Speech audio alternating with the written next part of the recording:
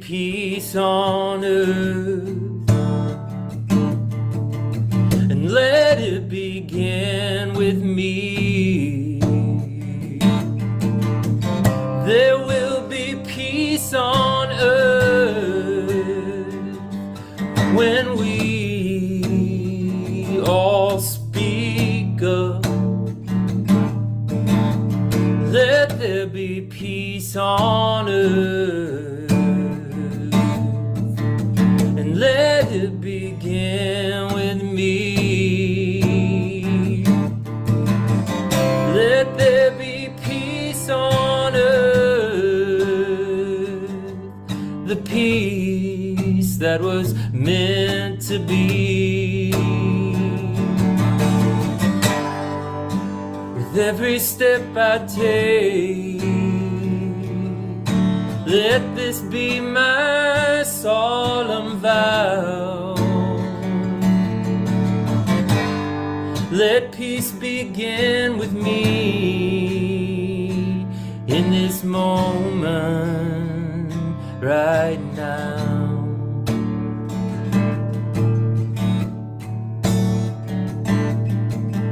So let there be peace on earth, and let it begin with me. There will be peace on earth when we all speak up. So let there be peace on earth, and let it begin with me. Let there be peace on earth, oh, the peace that we need, oh, the peace meant to be, oh, the peace on earth, oh, the peace on earth.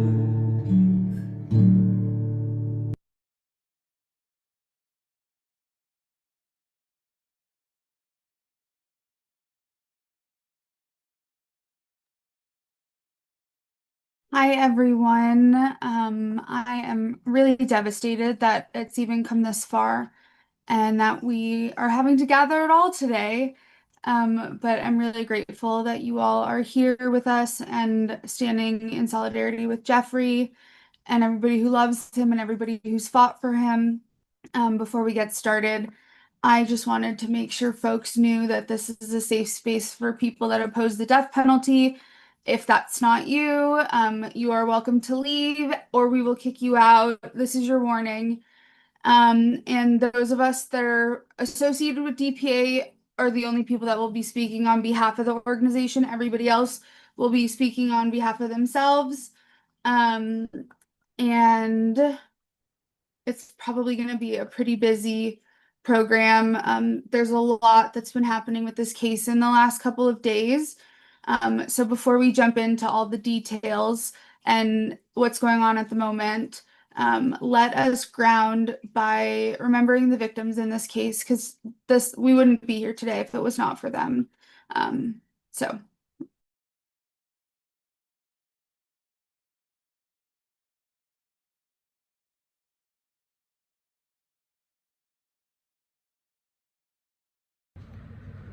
Shalom Aleichem, peace unto you. Cantor Michael Zusman here with the thousands of members of L'chaim, Jews Against the Death Penalty, L'chaim, to life, a project of death penalty action. If you're watching this video, it means that yet another state-sponsored murder is about to take place in the United States of America. This time again, by gassing a human being to death. We always remember the victims of these state-sponsored murders, and the victims of the individual murders that led to them. We turn our attention now to the victims in this case. We remember Jimmy Hodges Ellis Sr., who went by Orion, born February 26, 1945, and Elaine Terrell Thompson, born January 14, 1954. They were both murdered on December 12, 1998. Jimmy was 54 and Elaine was 44. Some words for Elaine from her sister, Holly. It seems that it's been forever that you were taken from me, when only it has been 4 years that I can remember saying, "This can't be." There are so many events that you have missed, but the main one at the top of our list was when your tea baby made such a beautiful bride. And as you would know, I was there by her side. We know you were there with us just as you are today, but it's still not fair that you were taken away. Elaine, I love and miss you more every day. Oh, how I wish you were here to share all the things that have come our way. But I know that will never be. So from the day you were taken until forever, you will always be loved by me. Forever loving and missing you, your sister Holly. And elsewhere on Elaine's birthday on January 14th, she wrote this brief note. Now is the time when I would be calling to wish you a very happy birthday, but under different circumstances that are beyond my control. I can only say it through my silent conversations with you. I will never forget you or the days we shared the same age for a short time. Happy birthday, Elaine. Love, your sister, Holly. And now a few words about Jimmy Hodges Orion. Born in Pascagoula, Mississippi, Jimmy Hodges Ellis Sr., known as Orion, was an Elvis Presley impersonator, internationally known for his singing ability and dynamic personal appearances. Backed by the Jordanaires singers, he would wear a mask and was professionally known as Orion. Like Elvis, he recorded for Sun Records with cover hits such as That's All Right Mama and Blue Moon of Kentucky. He also sang gospel, country, rock, and recorded 11 albums. In the 70s to 80s, he appeared on shows with the Oak Ridge Boys, Jeffery Lee Lewis, Reba McEntire, Ricky Staggs, Leo Greenwood, Ronnie Millsap, and Dionne Warwick. Ellis was killed as he was standing before the display counter, along with Elaine Terrell Thompson, in his pawn and package store. We remember them now. I'll offer this prayer from my tradition and ask that you turn your thoughts and, if applicable, your prayers to them and their spirits. El malei rachamim shochen b'amdomim hametzei menucha nechona tachat kanfei hashechina במעלות קדושים וטהורים כזוהר רק המזהירים את נשמות Jimmy Hodges, Orion Ellis Sr.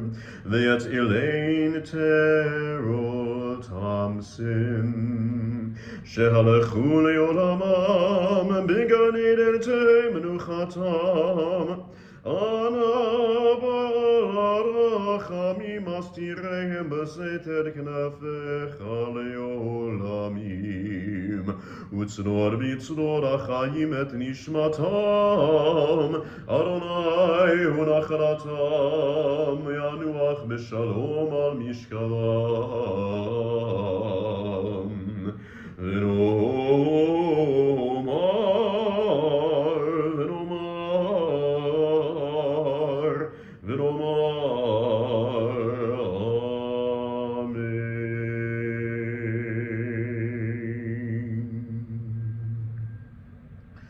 זיכרונם livracha, may their beloved memories be everlasting blessings, and their abiding neshamas, spirits, be loving guides to us all. May their loved ones be comforted among all the mourners of the world. May no more blood be spilled in their sacred names. And may all the killings end. Amen.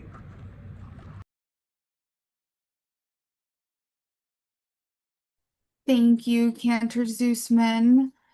I'm actually going to bring up Esther Brown to start. Esther, I'm going to send you an invite to start your video and unmute yourself. Now what's happened? There you go. I just needed to spotlight you. I know that J Love is somebody that is really near and dear to your heart, so I just wanted to start off giving you an opportunity to talk about him and all that he is to you and to Project Hope and to everybody around him. Thank you. And as some of you will know, we are a death row organization. So I'm talking about my family, okay? I'm not talking a name or anything like that. It's my family. And I thought I would share what some of them wrote, and also what J-Love, we call him J-Love, I know it's called Jeffery Lee. And it's interesting what he texted me. This particular one, we text a lot, but it says, "Good morning, E. How are you doing this morning? I'm doing well. Just got back from the warden's office. They set the date for June 11th. I appreciate all you're all doing. The fight is not over. Fear not. God is not finished. Love you always. Talk with you soon. J-Love." And now I would like to read what some of the men say about him. And this one is from our current chairman, Bart. "One thing that for sure needs to be said is God is not finished. That speaks to the faith of my brother and friend, Jeffery Lee. We have been friends from the jump. He said it one day when I just started going to church, that there was just something that clicked between us. Now, all these years later, I understand it's the Holy Spirit working in both of us that causes us to recognize each other in that special way. His faith is admirable, trusting that God will do far beyond what one can think or seek or ask. So in this moment, I'm letting my faith out of the box as well for J-Love and all of us here, for more than clemency, more than abolition. What that looks like, only God can say." And then from some of the other brothers, "God is not done yet, my brother. God is in control. You're in my prayers as always, my dear and beloved brother, Craig Newton." And then Jeffrey has always been the guy that stops by your cell to see how you're doing and to say, "God bless you," when you really need it. Chris Henderson. "Faith powers light. Light blankets darkness.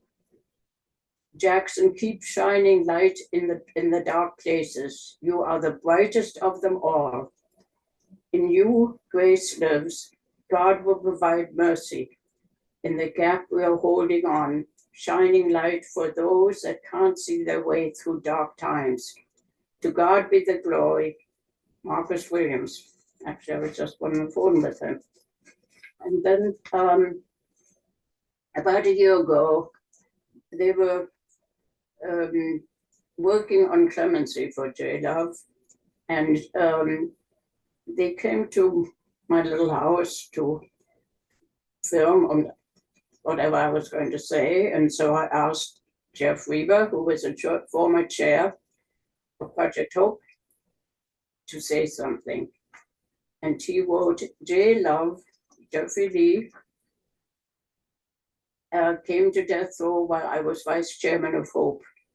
He is a tall and formidable sized person who turned out to be a gentle giant. He's 6'3", soft spoken and eager to do something positive with his time here.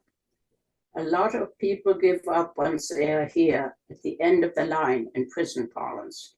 He came in the right way, meaning he had his eyes and ears wide open and his mouth closed. He wanted to get the lay of the land instead of trying to establish how tough a convict he was.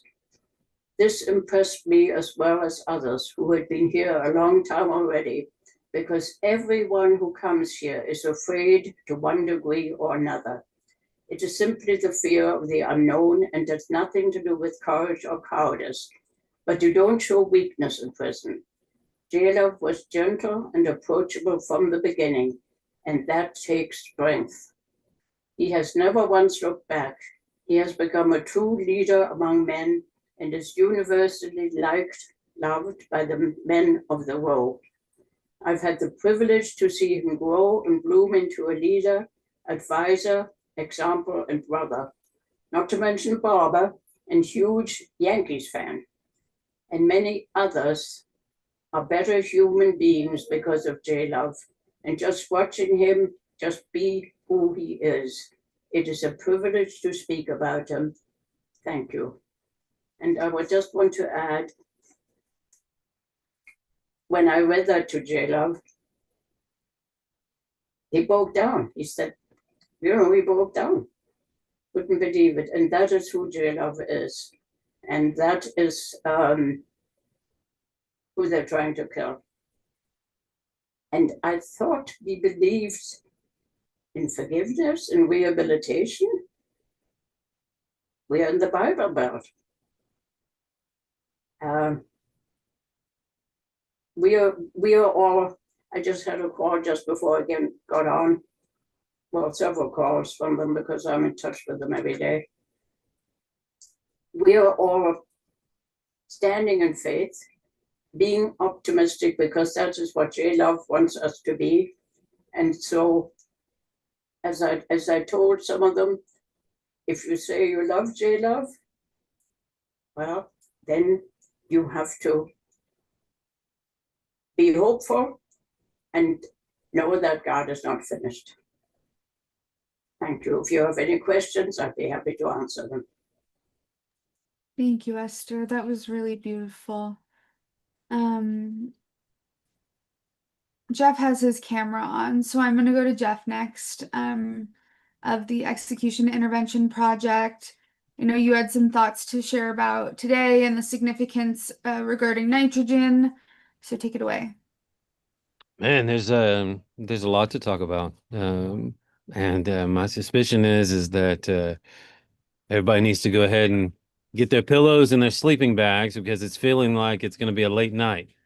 I think that we're in. Allie, 1 second, come back to me. I have to quiet the kids down. I can't concentrate. Okay, hold on. And I have a cat here that's sneezing. We're a mess today. Why don't we go to Sarah D. Armand and are you good, Jeff? I'm good. I had Okay, to. we'll go back to you, Sarah. Don't worry. I just let it rip. I got that dad voice going. It's interesting that 2.5 years ago, when I agreed to accompany Kenny Smith to his execution, never in a million years would I have thought that there would be 8 of these nitrogen executions. I mean, it was so horrific. I've described it so many times that I almost feel like I have it memorized. But the straining against the gurney, the heaving, the face slapping on the inside of the mask, the cries for help. Torture is an understatement. And I remember walking out of that chamber, and I think I even said this to Esther at the time, that I can't imagine them doing this again. Like, surely this is going to be enough for them to understand that they can't, shouldn't, that it would be, surely this was horrific enough, I guess is what I'm trying to say. And Esther wisely told me, she probably doesn't even remember this, but she wisely told me, do not underestimate the evil of the government here in the state of Alabama. And like always, Esther was right. And so we've seen 7 nitrogen executions in Alabama. We've seen 1 in Louisiana, Jesse Hoffman. And I've been in 2 of them, so 25% of them. And I don't find myself really at rarely at a loss for words, as many of y'all know, but it's been a crazy last couple of days. I mean, I think I've done a couple dozen interviews about nitrogen and just describing it over and over again. And I guess I still have this hope that I did then, that if I tell enough people, if we share enough about what this is like, then surely somebody is going to say, "Hey, we don't want to keep doing this. Like, this is really disturbing. This is beneath human beings to do this, and we're not going to do it again." Um, I was there with our dear friend Aunt, who Esther and I were both very close to, but our dear friend Aunt, who was executed in October, the last nitrogen execution. 18 minutes of conscious struggling and suffering, trying to breathe. Um, and I realize I can be a little looser with my friends here, but it's so traumatic to keep describing them over and over and over again, and to keep seeing them and thinking about it and engaging with it. But you have to. You have to. And I think the difficulty, I think in the last couple of days, as far as J Love is concerned, obviously we have a lot of mutual friends on the row, and you know it's been difficult because I feel like my job has been to talk about nitrogen. And certainly J Love is a part of that. But I felt like my primary responsibility is to say what I saw, to speak about the book that I've written on nitrogen and all of these actions that we've done on nitrogen. Um, but I think that sometimes humanity gets lost in talk about methods, but the opposite is also true. Sometimes when we talk about these cases, we miss the bigger conversation about how we can actually um, stop these executions. Um, if we get a positive ruling from the Supreme Court, I don't think we're going to get any sort of extremely positive rulings, but if we get a positive ruling, um, we are we are talking about dozens and dozens and dozens of people that will not be suffocated to death. And so tonight, of course, my mind and heart is close to J Love, but my mind and heart is also very much aware that through this case tonight, through J Love, um, we are very close to there not being another nitrogen execution in Alabama anytime soon. And perhaps it leads us to this place of maybe forever. And for somebody who's seen these things and who sort of carries them in my soul, in my dreams, in my nightmares. I mean, that seems to be just an unbelievably momentous possibility. I'll also say that um, I think if we get a positive ruling tonight, I can kick this around with Rob when he gets on. But I do think this will be the biggest, I think one of the biggest decisions that the Supreme Court has handed down on the death penalty in a generation. I think this is I just want everyone to understand this is a very, very big moment. Supreme Court has never ruled any method to be unconstitutional. Basically, the Supreme Court has let states kill however they want to kill. And I think that I'm incredibly proud of everybody here. I'm incredibly proud of Esther from her little trailer in the middle of the woods, way off in the woods there in Alabama. I mean, we all have done so much work to tell the truth about this method. And over again, those state officials have come out of that chamber and have said, no, no, no, no, no, no. It was peaceful. It was humane. What y'all saw, you didn't really see, y'all are just alarmist and, all of these types of things. But I'm thankful that I've had all of you to stand with over this last 2.5 years to really sort of bolster this, and Esther and Hallie and everybody. We're not crazy.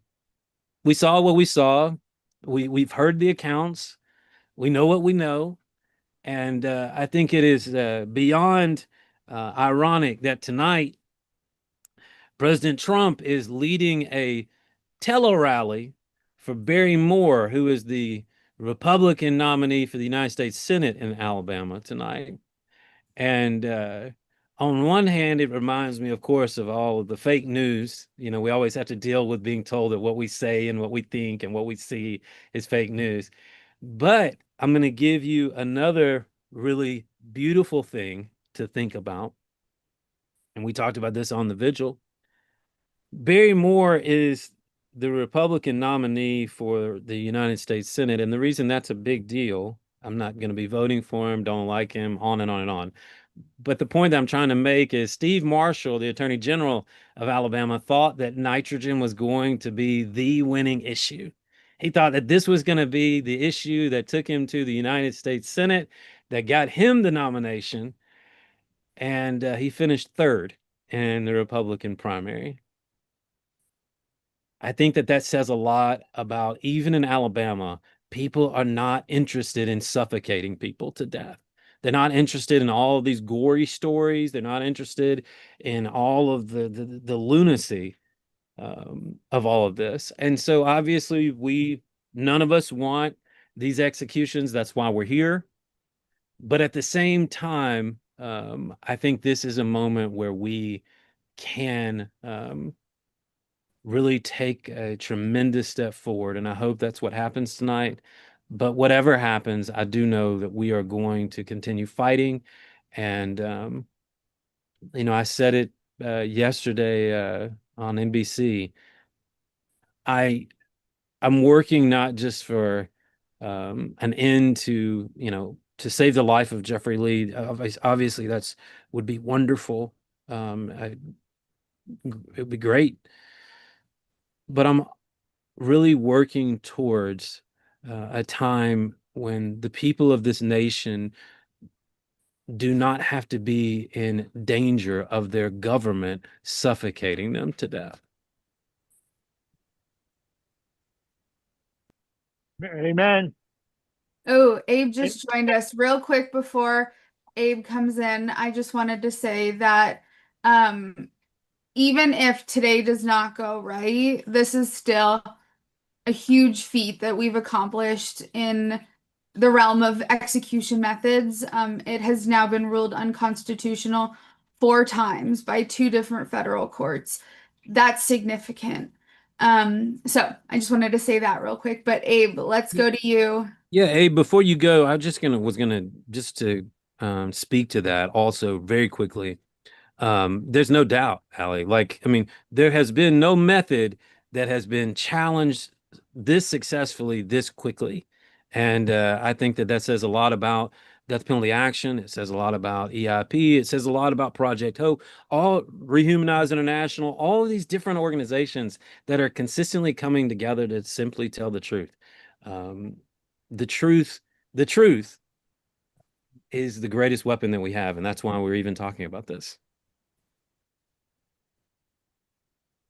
Indeed, and it also says a lot about the lawyers that are pushing this agenda legally and finding some measure of success after repeated attempts to get the courts to look at this issue and to decry it as unconstitutional. And I think that's been the problem, is we're not having the judges witness these executions. Let me just halt for a moment and say, welcome everybody, glad you're all here. I am here outside the governor's mansion in Montgomery, Alabama. A bunch of people are here holding signs and standing vigil in what was a brief rain shower. Hopefully it's over, but we're all a little bit wet now. And we're here making noise. We've got the bell out here, and we're waiting, as we are, on a ruling from the U.S. Supreme Court.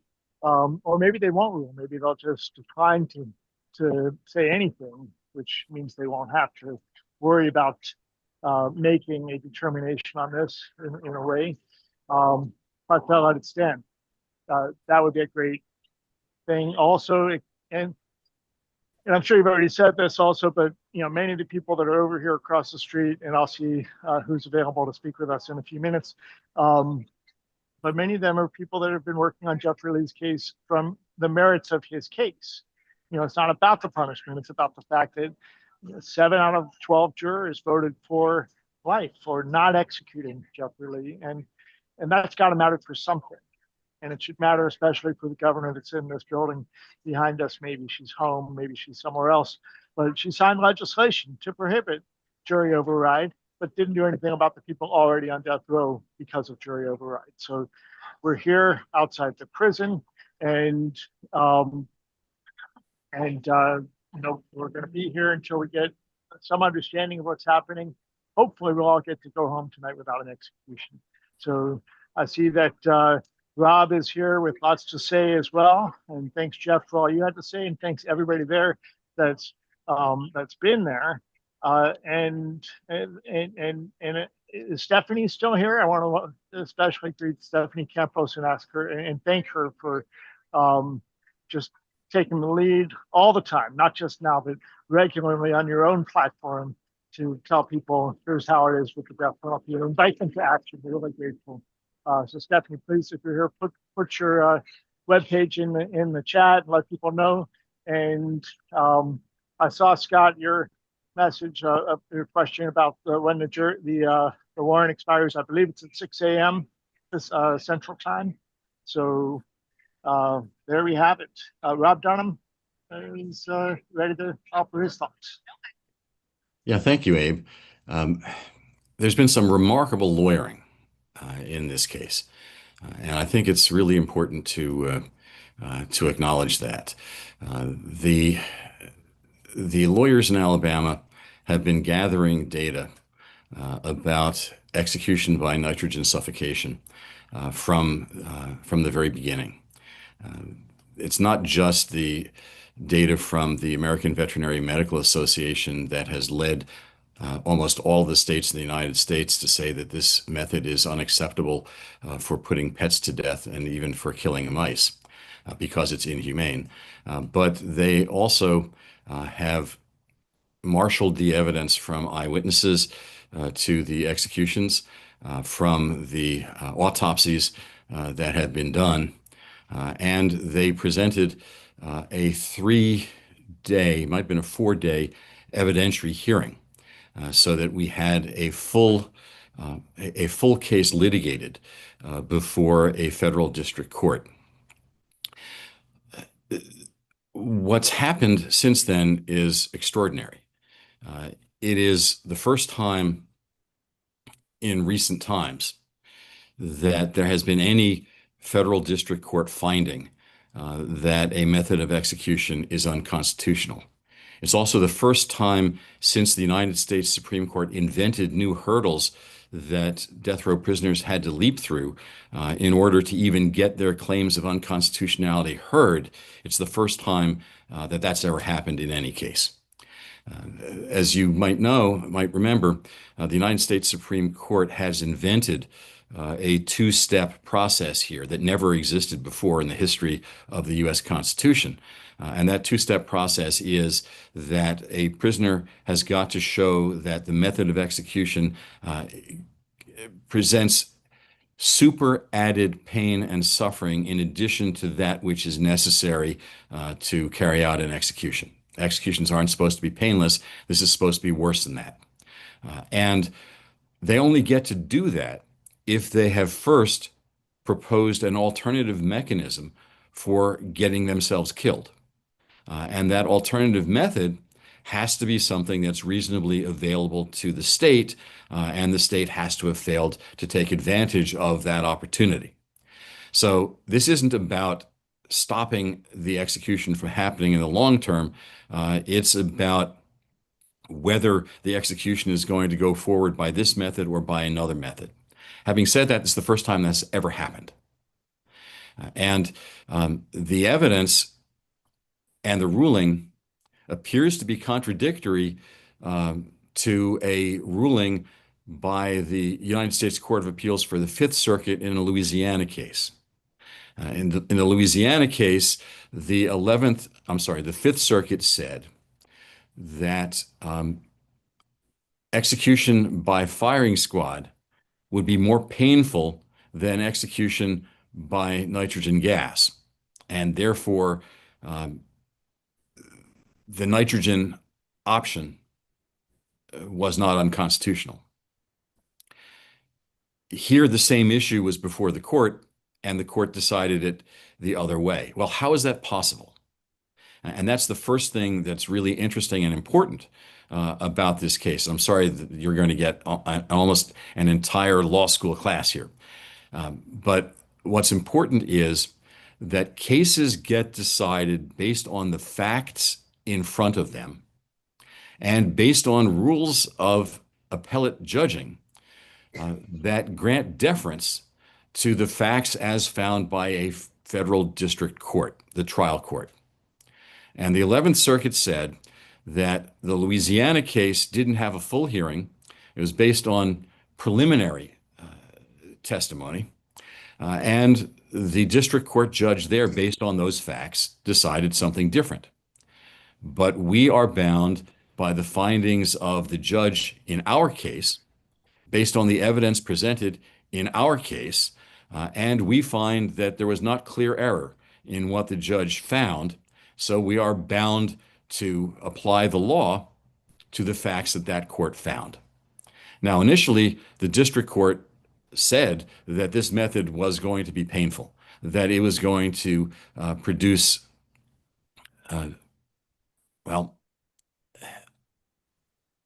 air hunger is the term that they used, but essentially it's suffocation and torture that has both a psychological and physiological effect that goes well beyond that necessary to carry out an execution. But the district court said that didn't meet the constitutional standard. The 11th Circuit said, well, I'm accepting the facts that you found, and it does meet the constitutional standard. So then the court sent it back for the district court to decide the other issue, which was, is this an alternative that was available to Alabama? And the trial court very quickly issued its ruling on that, having already taken evidence on that. And it said that Alabama had had a reasonable opportunity to adopt firing squad as a method of execution, and it failed to do so. So this is reasonably available. The question of availability is not dependent upon what a state says is authorized as a method of execution in that state. If that were the case, states could always avoid a constitutional issue by making only the execution method they want to use available. So now that comes back up to the circuit. The circuit says, yes, this is a constitutional violation. And for the first time ever, you have a declaration under the new Supreme Court standard that a method of execution is no good. Okay, that's part one. What happens next is, what does Alabama do? And there's a very technical procedural hurdle here that could make the difference between whether the Supreme Court addresses the issue today or doesn't. Alabama could have appealed the ruling. appealed the ruling that this was unconstitutional. That's not what they did. What Alabama did was seek to have the permanent injunction that the district court entered, have that permanent injunction stayed, that is put on hold, or vacated, which is getting rid of it. Now, it's disingenuous to try to stay a permanent injunction in a circumstance like this. If you stay it, what happens is the execution goes forward and you've killed the defendant and you've rendered the issue moot. So that's completely disingenuous. So the real issue is whether it is going to be vacated. And here is where the posture of the case becomes so critical. Every other time that the United States Supreme Court has vacated a stay of execution or has lifted an injunction, it's been at the preliminary stage. That is, the stay was granted so that future litigation could take place, or the injunction was granted because the defendants had proven a reasonable likelihood of success on the merits, but more evidence needed to be taken. And so there was never a final decision. Here, there was a final decision. The district court ruled in the defendant's favor after a complete hearing. It is a permanent injunction. It is not a temporary injunction.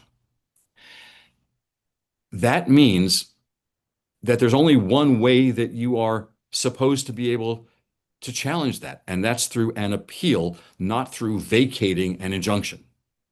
And if that's the case, and the Supreme Court sees that and applies the law as has routinely been done in all other cases, then there will not be a stay of the injunction. There will not be a vacation of well, they call it vacatur. The injunction will be left in place and the execution will not go forward. Now, here's the problem. The United States Supreme Court. If the case comes up in an emergency posture, which is what we're seeing today, it will be decided initially on the shadow docket. And that is, it will be decided without full briefing and without full argument. And generally, when it's decided through the shadow docket, it's also decided without an explanation. It is entirely possible with a shadow docket decision that there could be a ruling that is not appealed, that a method of execution is unconstitutional, and yet the execution is allowed to go forward. And that's the kind of thing that we've seen during the federal execution spree.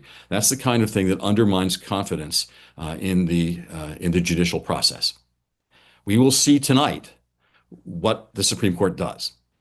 There was a very important and very informative brief that was filed by Steve Vladeck, who is one of the preeminent scholars on Supreme Court practice, who made the point very, very clearly that there is a difference between a permanent injunction and a preliminary injunction.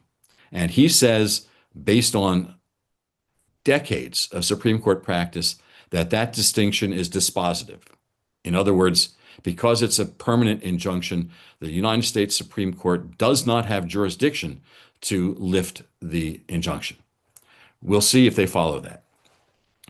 There's a second brilliant friend of the court brief that was filed by the American Thoracic Society. And that is a society that represents more than 30,000 medical professionals, pulmonary experts, and so forth, emergency room physicians, and so forth. And they filed their brief also in support of Jeffery Lee. And they say, we don't take a position on whether there should or should not be a death penalty. We don't take a position on what the ultimate resolution of this case should be. We're taking a position on what the facts are from a medical perspective, and we're telling you that what Alabama says the facts are is not what the facts are.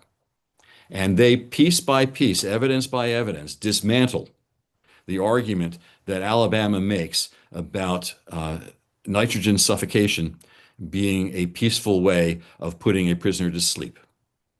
So I've read both of these briefs. They are extraordinary. And the litigation by Jeffery Lee's defense team has been extraordinary. It is some of the highest quality litigation that I have seen.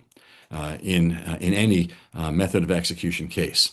And now it'll be up to the Supreme Court to tell us whether they are a political institution that is pursuing a political agenda, or whether they are a judicial institution that is there to preserve the rule of law.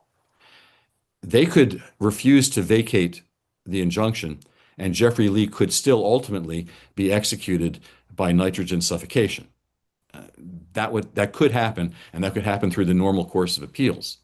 But that would, at a minimum, if it followed that route, suggest that the court is at least saying there's a legitimate legal process to handle this case.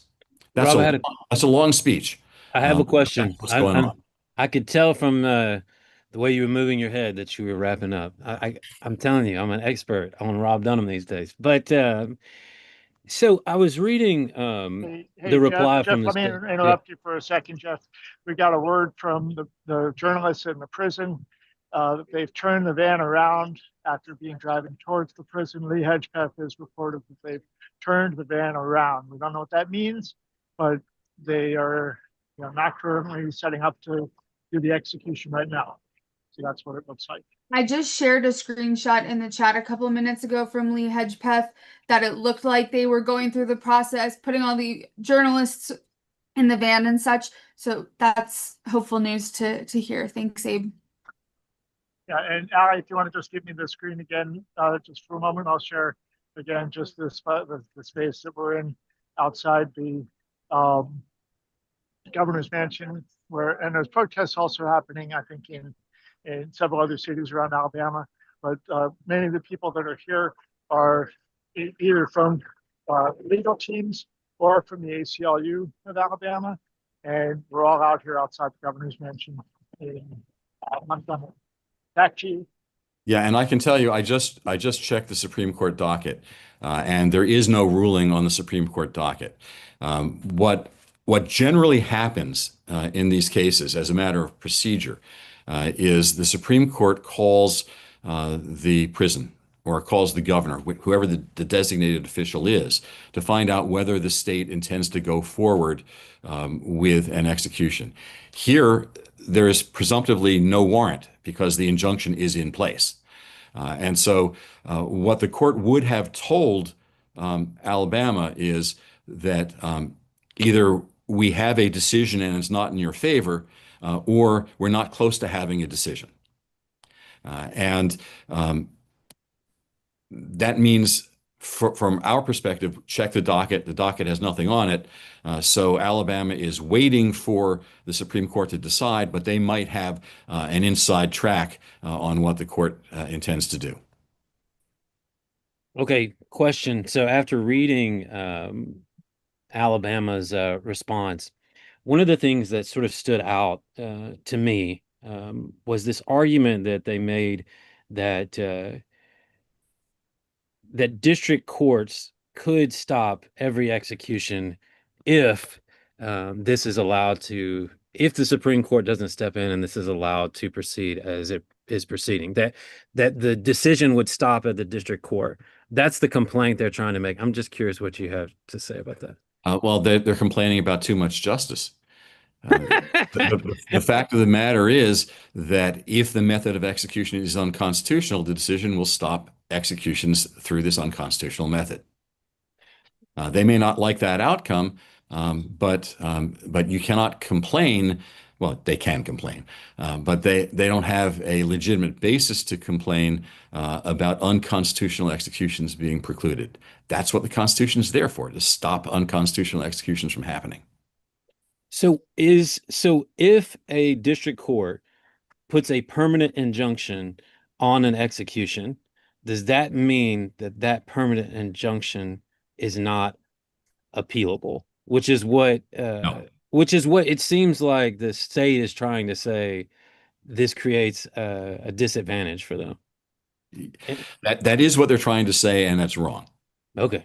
Okay. The first part. I'm not defending them. I'm just no. asking I the understand. question. I understand. I'm just curious. I've read it and I'd never heard that before, and I was just when I read it, I thought I'm gonna ask Rob about that tonight. Now, there is a way to appeal it. It's just not through this kind of emergency procedure. Um, and having said that, everything we say about the normal course of events could change tonight because this United States Supreme Court has not been reluctant to disregard decades and even centuries of precedent. Mhm. But assuming that things go according to the normal course, what would happen is that you have a permanent injunction, which is a final order, a final ruling on a case, and it's then appealable just like every other final judgment is appealable. Mhm. So they could take it up to the U.S. Court of Appeals for the 11th Circuit, and the 11th Circuit would rule. If the state of Alabama was unhappy with the ruling from the 11th Circuit, then there's a mechanism for them to try to appeal that too. It is called certiorari, Mhm. which is just a Latin word for the United States Supreme Court telling a lower court, we want to review this case. Mhm. Um, if that happens, what you do is you file a brief, you ask for a grant of certiorari. The other side gets to respond to that. The United States Supreme Court then decides whether it's going to hear the case. If it decides it's going to hear the case, it schedules more briefing on the merits of the issue, not briefing on why it should hear the case. Mhm. And again, both sides get to brief that. Mhm. And there's a reply brief to that. And then the United States Supreme Court will schedule oral argument, and both sides will get to argue it before the court. Alabama doesn't like that because that will take at least a year, and it could take even longer.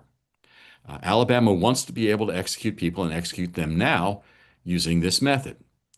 Now, in 2008, when the United States Supreme Court granted certiorari to review midazolam executions, executions by lethal injection, what happened was states that used that method put their executions on hold until they got a ruling from the United States Supreme Court.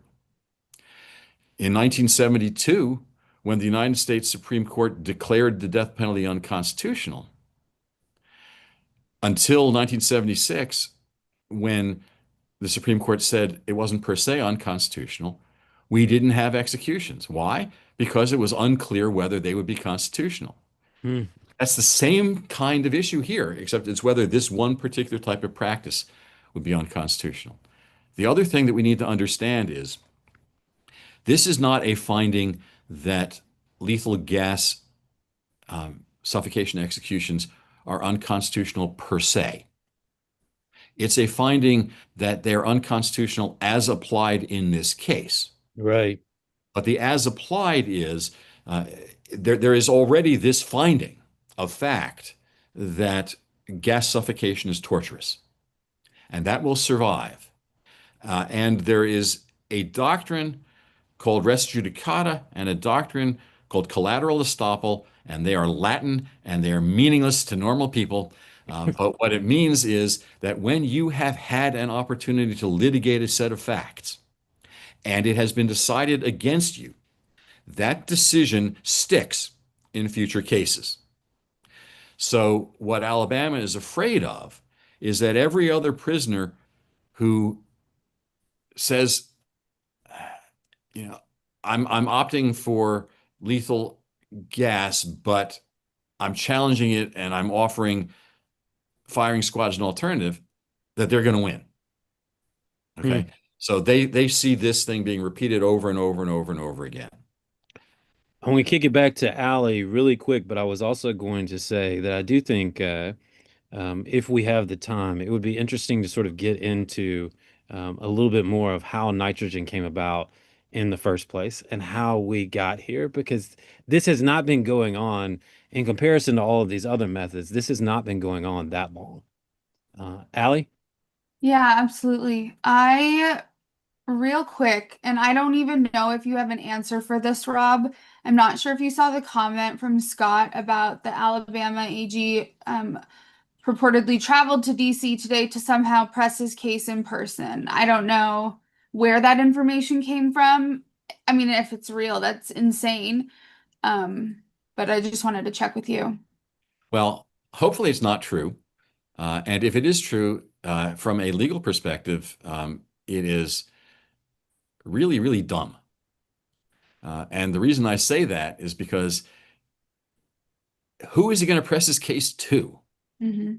If he has any contact with any Supreme Court justice or any officer of the court about the merits of these proceedings, that's what's called an ex parte contact, and that can get you disbarred. Mm. So if that is what they are doing, that's pretty bad and it's pretty unethical. And that's why I doubt that that's an accurate statement. Yeah, of course. So Abe acknowledged Stephanie earlier, and I want to bring Stephanie up. Stephanie has been amazing online talking about this case and just making sure as many people as possible knew that this was happening and were actively taking action with the rest of us. And this is your first time on one of our vigils, so I just wanted to give you a moment to introduce yourself and share your thoughts for today. Thank you so much. It's an honor and a privilege to be here. And yeah, I am an author and a podcaster who focuses on spirituality and collective liberation. I believe that we are all interconnected and we have a divine responsibility to one another. And when I first learned about Jeffrey's case, there were two things that stood out to me. The first was just how clear cut it seemed to me that Alabama is seeking out a death sentence that the jury didn't vote for, and that would not be legal under current law today. And it just is so obviously unjust. It really, really made an imprint on me. And I have been grateful to speak out for Jeffrey. And I'm still holding on to hope and praying for him and his family. And the other thing that stood out to me was just his character, his spirit, his essence. And in reading and learning about Jeffrey and who he's become and his mentorship and his impact on his community and his loved ones, he is just a literal embodiment of what faith means and what faith is. And I think that is something that is so rare in this day and age. And yeah, I am continuing to hold out hope and pray for him and his loved ones. And I will keep it short and sweet. But thank you all for everything that you do. And yeah. Thank you, Stephanie. Abe, did you want to hop in? If I may, yes. All right. All right. So I'm here again outside the governor's mansion. You can see a bunch of folks who are here from the lawyers' offices and from other groups. And with me is Max from the ACLU. Hi, everyone. Can you hear Max? Hello, everyone. Can everyone hear me? Can you hear him? Yes, we can. Okay. So hold on a minute. There's emergency vehicle. All right, the EMS is with us. Yeah, tonight. exactly. Max, tell us, you're an intern at the ACLU of Alabama. Intern down here. What's bringing you out here tonight? What's bringing me out here tonight is that the death penalty is already an affront to human life and obviously should be abolished.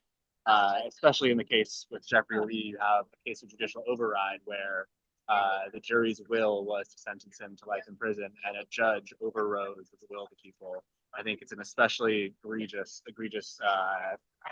way to use the death penalty, and I'm here just to show support to Jeffery Lee and his family, and to be a part of the movement to hopefully abolish the death penalty. That's great. Thank you for being here. And you go to school then? Yeah, I go to school. Yeah, I'm a Columbia Law School Rising 2L. All right. Well, thanks for being out. Thank you so much. And you were at the rally the other day too. Yeah, I was. All right. Well, Thank you. Have a good day, everyone. cool. Hey, Ronald's here. He's on his Zoom himself, but Ronald, what's your son say?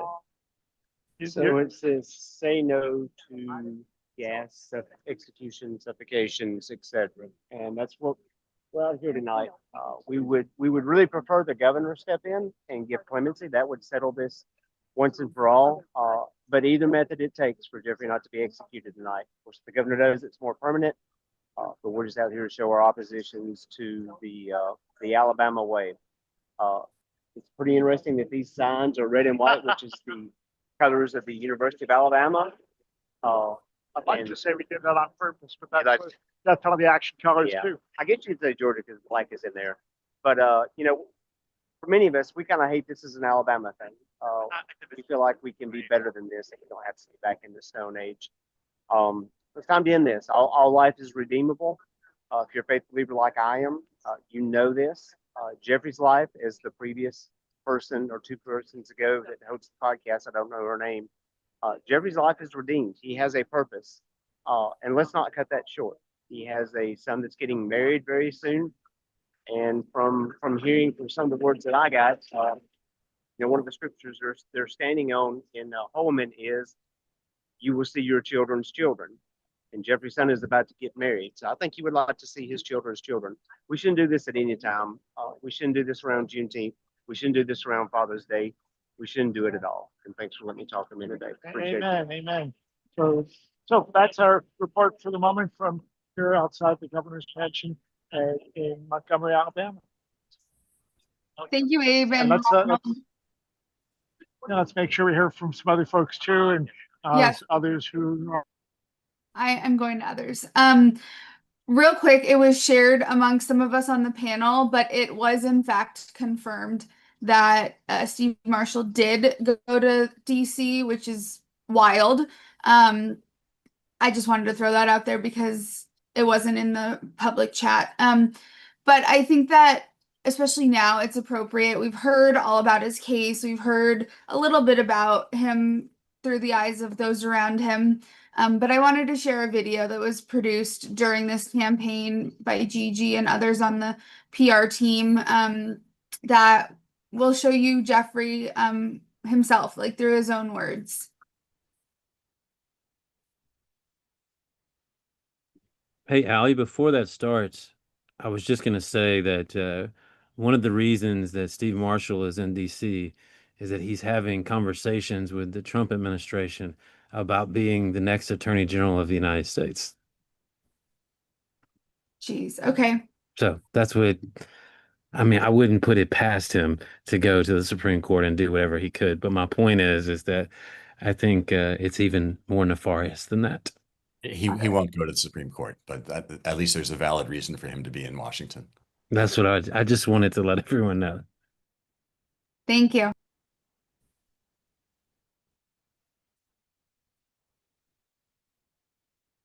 Hold up. Technology is not our friend today, so why don't we allow Janet to share your prayer while I'm trying to figure out what's going on this end.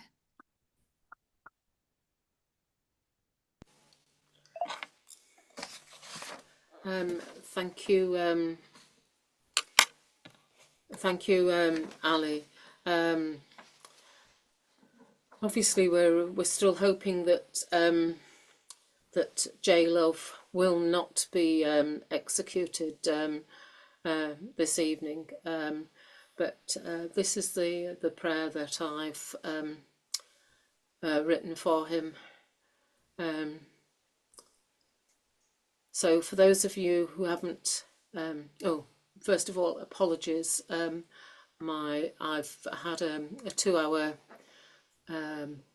choir rehearsal before earlier this evening. I sing with the Manchester Gospel Choir, and we've got a concert coming up soon. So I hope you can hear me okay. My name is Janet Walsh. I'm a Christian believer. I live near Manchester in the United Kingdom. Here, the last executions were carried out in 1964. That's over 60 years ago. And the death penalty was completely abolished in 1969. Jesus has filled my heart with compassion for all those on death row in the USA. And I'm standing here with you all now in Vigil today, And this is my prayer for Jeffery Lee, J-Love. Some verses from the book of Isaiah. He tends his flock like a shepherd.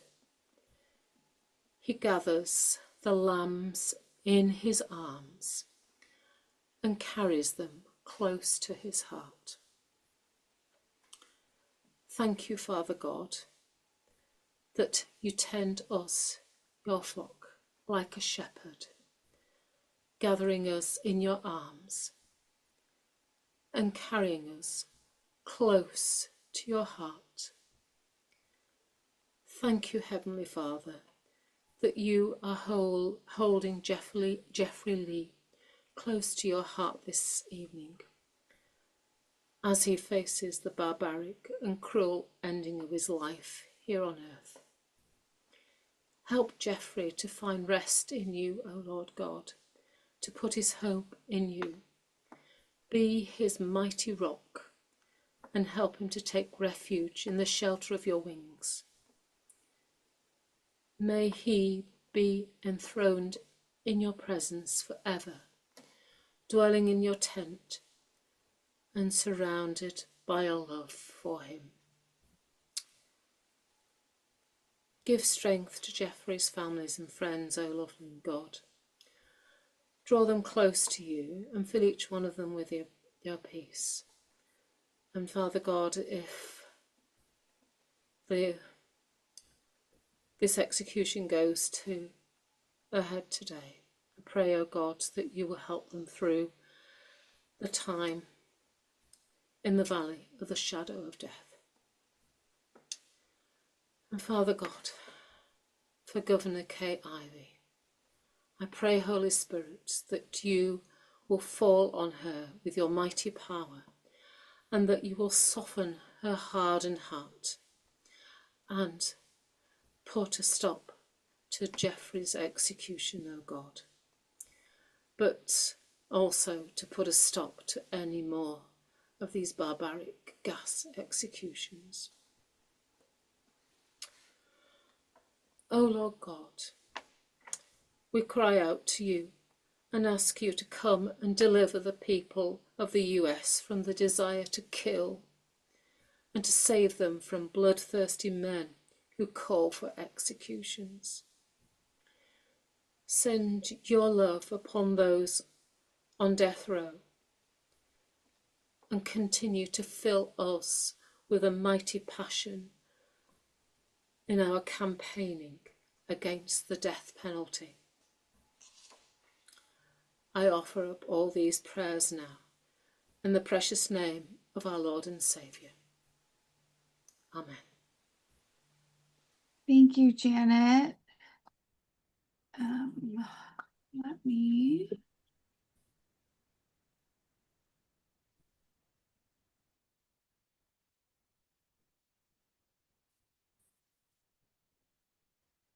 So first off, I want to just say, like,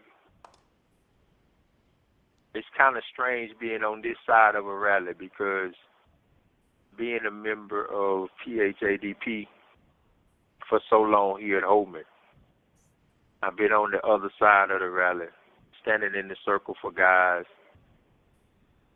that is facing execution, and we have the protest vigil on the inside on from Tuesday, Wednesday, and Thursday. And, you know, being in that circle, being on that side of it, it's kind of different to where I find myself now, being on this side of it.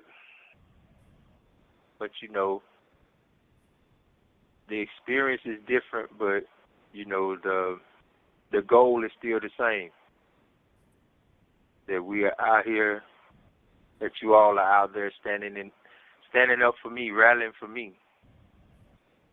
And words can't express my gratitude because, like I say, I know the feeling of being able to stand up for someone else that was in a similar situation. And, you know, Though the struggle seems hard, the fight must continue. You know, our ultimate goal is to help people understand the injustices that goes on in and around the justice system. And I appreciate each and every one of you all for coming out, standing up for me, fighting for Jeffery Lee. And it's kind of humbling to be able to record this message. You know, I never thought that I would be in this position, but here I am.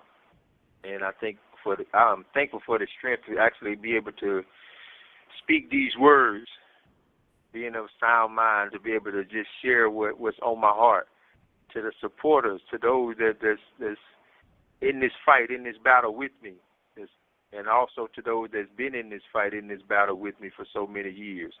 I am so appreciative and so thankful for that I was able to have people around me that's of like mind, that has a goal to not only help me but help others that's coming after me, to help others that may find themselves in the same position. And you know, like I say, I've been a part of it in here as a faithful member of Project Hope. That we have our Vigil. You know, my goal in here, I only do the Vigils. I let the guys know when the Vigils is, what time the Vigils is, who gonna be at the Vigils and where they gonna be at. And so now here I am, speaking at a Vigil for me. It's humbling. I wouldn't say it's sad because, you know, I'm not sad. I've actually got some joy. I woke up this morning thankful to see another day, thankful to be able to be on this side. And so I just ask y'all to just continue to keep up the fight because it's never over with. I just wanted to share that so that we could hear from Jeffery himself. Lauren, I know I wanted to go to you next, or Sarah. I know that you just turned off your camera, Lauren. Oh, you're muted. We turned our camera off because Abe reminded us that if we have the cameras on during the video, it shows up funny. So sorry about that. No, all good. All right. Hello, everyone. I am Lauren Pope, the Executive Director of Rehumanize International. We are a group that opposes all forms of aggressive violence, specifically state-sponsored or sanctioned violence like the death penalty. And yeah, I just wanted to take a minute to talk about the case, specifically the execution methods, because this filing is wild. I know that Rob talked about the legal issues surrounding it and like all of that side, but just the actual arguments that they are making relating to other methods of execution, I think is probably the clearest admission of harm for those other methods that I have ever seen. So I'm just going to read you a couple of quotes that relates not to the gas executions, but other methods that we also use and how they are measuring those against them. So first we have this line, which is saying that this notion of severe pain. So he's saying that that we can't, the method and nonetheless involves a level of severe pain akin to barbaric torture is outlandish.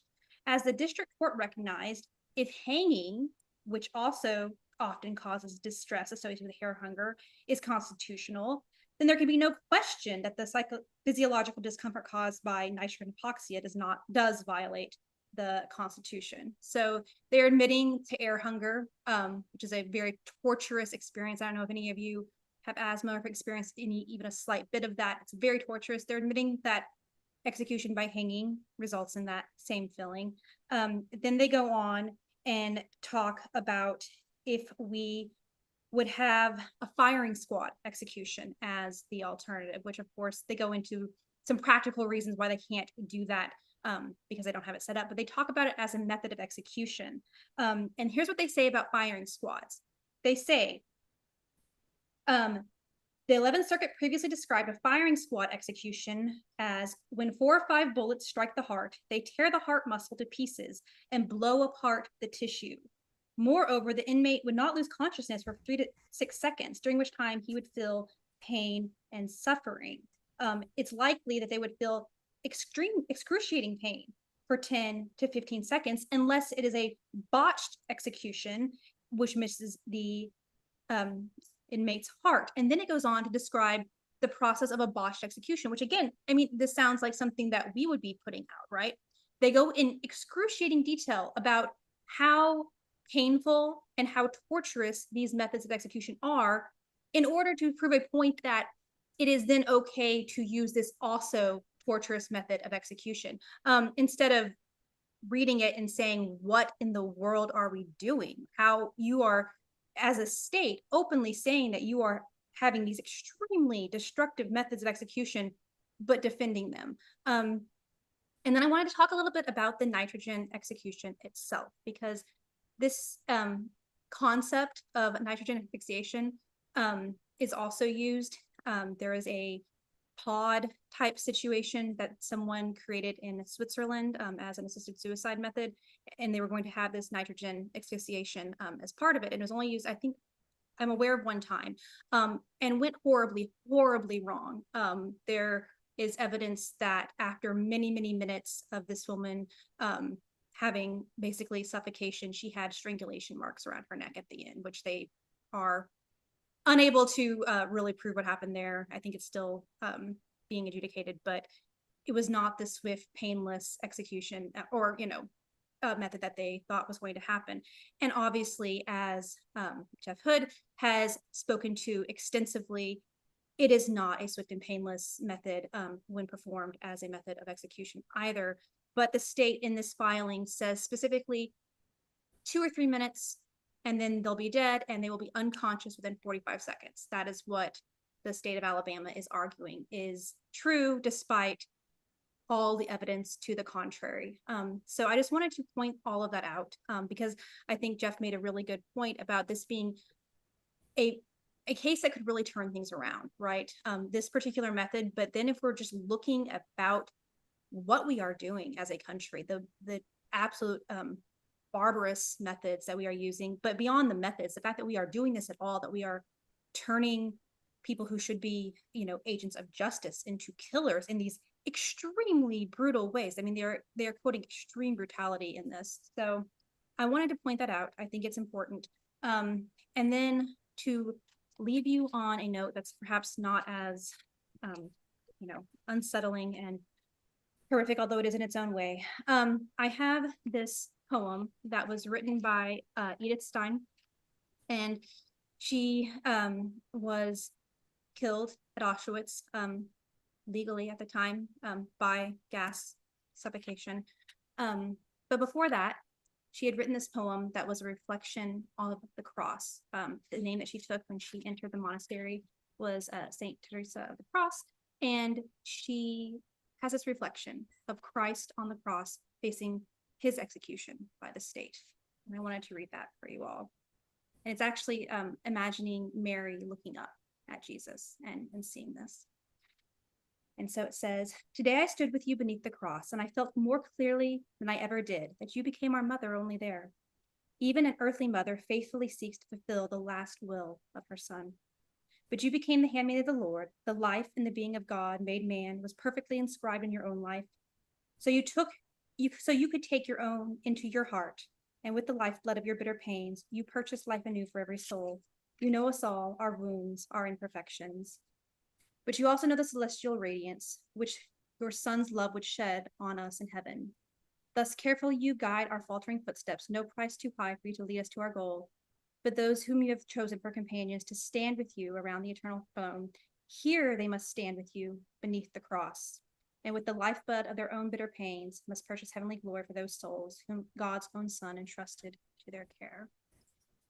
And I just wanted to end with that reflection that in Alabama specifically, we are dealing with people who very much profess Christianity, who are following someone who was executed by the state, that we have as part of our ethos as Christians, the cross, and how we just continue again and again and again to subject people to this barbarous nature.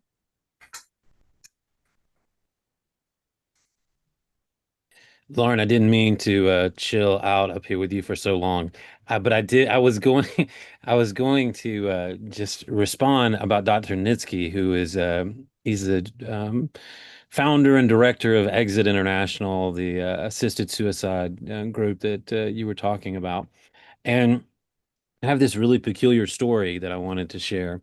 Um, and Kenny, in the weeks preceding his execution, there were a number of hearings in Judge Huffaker's court, a lot of which involved religious liberty, and other ones that involved, what nitrogen hypoxia is and that sort of thing. And they had brought Dr. Nitsky to be an expert on that. And so here I am, like, sort of advising the legal team, and he's advising the legal team. And the more I learned about all of this Exit International stuff, I was like, man, this is a lot. And I found myself um, having lunch with him one day in the midst of all of this. And he's a very interesting dude, to say the least. Um, but it was fascinating um, to listen to him talk about what nitrogen does to the body. And even more than that, to sort of, there was a moment where I asked him, I said, it's very interesting that you're one of the few people who is actually alive, who is, advocating for nitrogen, but you have never experienced it yourself. And he chuckled at that. But, I think that the more I talked to him, the I guess the more interesting it was to just hear him say, like, like what you were talking about is the sarcopod. It's a pod where somebody puts themselves in and it fills with nitrogen, and they use that to kill themselves or to commit suicide. And he talked about how, um, even when someone wants to die, that there's a reaction to try to breathe, that the human body, it's instinct to try to breathe. And he was talking about how nitrogen gas executions or nitrogen hypoxia is torture on top of torture. And it was interesting that he basically said if people want to kill themselves, then I'm more than happy to provide the pod to make it happen. But that is a whole nother conversation. But my point is that he was very honest about how horrific dying from nitrogen exposure, inhalation, or lack of inhalation is. And so, but at the same time, it was also really interesting that he was there arguing for this not to happen as well. So Thank you. It's a strange, weird world where we have so many disparate things with that. And then with, I always go back to too, it's just a thing that, we can do and press on, that when we have these executions with the masks themselves are welding masks, and you have people who are in the welding industry who are like, there's so many strange intersections of industry, and that all is leading to death. Yeah, thank you, Lauren. I just wanted to jump in real quick after you mentioned the mask. So we have had an ongoing campaign with Worth Rises to go after the manufacturer of the mask, and we also worked with them around the chemical manufacturer that produced the drugs that were used in federal executions and possibly elsewhere. But so the company that produces the mask is called Allegro Industries. They're in South Carolina. Their owner is a company called Walter Surface Technologies, which is based out of Connecticut. And during Allie, yes, it's actually written on the Allegro Industries is written on the front of the mask. And one of the things they do in the chamber is, so that we don't do all of this work, they put a piece of black tape over Allegro Industries so that we couldn't come out here and tell everyone that it was from Allegro Industries. Anyway. Yeah, no. So yesterday we were doing a live with Stephanie and Senator Stewart and Gigi, and we talked about Walter Surface Tech because we've been inviting people to call Walter Surface Technology for months, actually for years now, but we really drove it up again around this execution and urged them to disavow the use of their mask in killing people. It's normally life-saving equipment, and we have been tagging them on social media and all the things. So after we saved the Instagram live, I tagged Walter Surface Technologies in the caption, and I put their phone number so that folks could continue calling them in addition to Governor Ivey. And they, to my surprise, like, I don't know, 2 minutes after I put like it went live, we got a response from them. And hold on, I'm trying to find the picture. Oh, hold one sec. I should have had this already up. So Walter Service Tech says, "Hello, I think we're being tagged by mistake. Unless you want drill bits, abrasives, and safety products." And I responded, "No mistake. Add to that list respirator masks like the one Allegro Industries, your subsidiary, produces used in nitrogen executions in Alabama and Louisiana."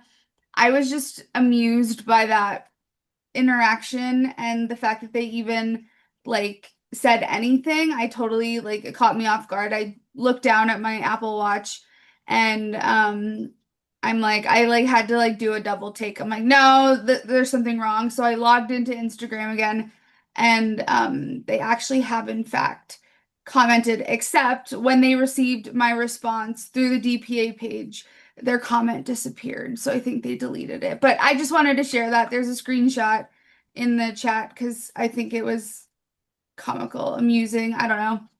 I don't know. I think it's worth something that happened because I wanted to do that because the people that have been calling Walter Surface Technologies religiously have all reported back them being really snippy. And I mean, I think that that's a good thing because they're getting all these calls and they know that what they're doing is wrong.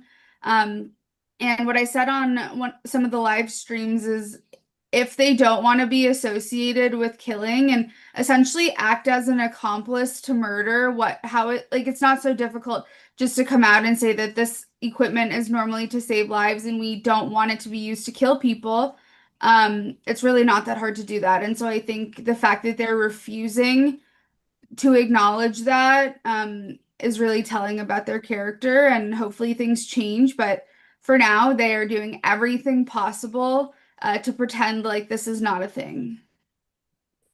Allie, before we go to Esther, I just wanted to quickly say that when we talk about this mask, we're not talking about a super expensive thing. I bought this. I think we bought this for $350, and states are paying $500,000 for execution drugs.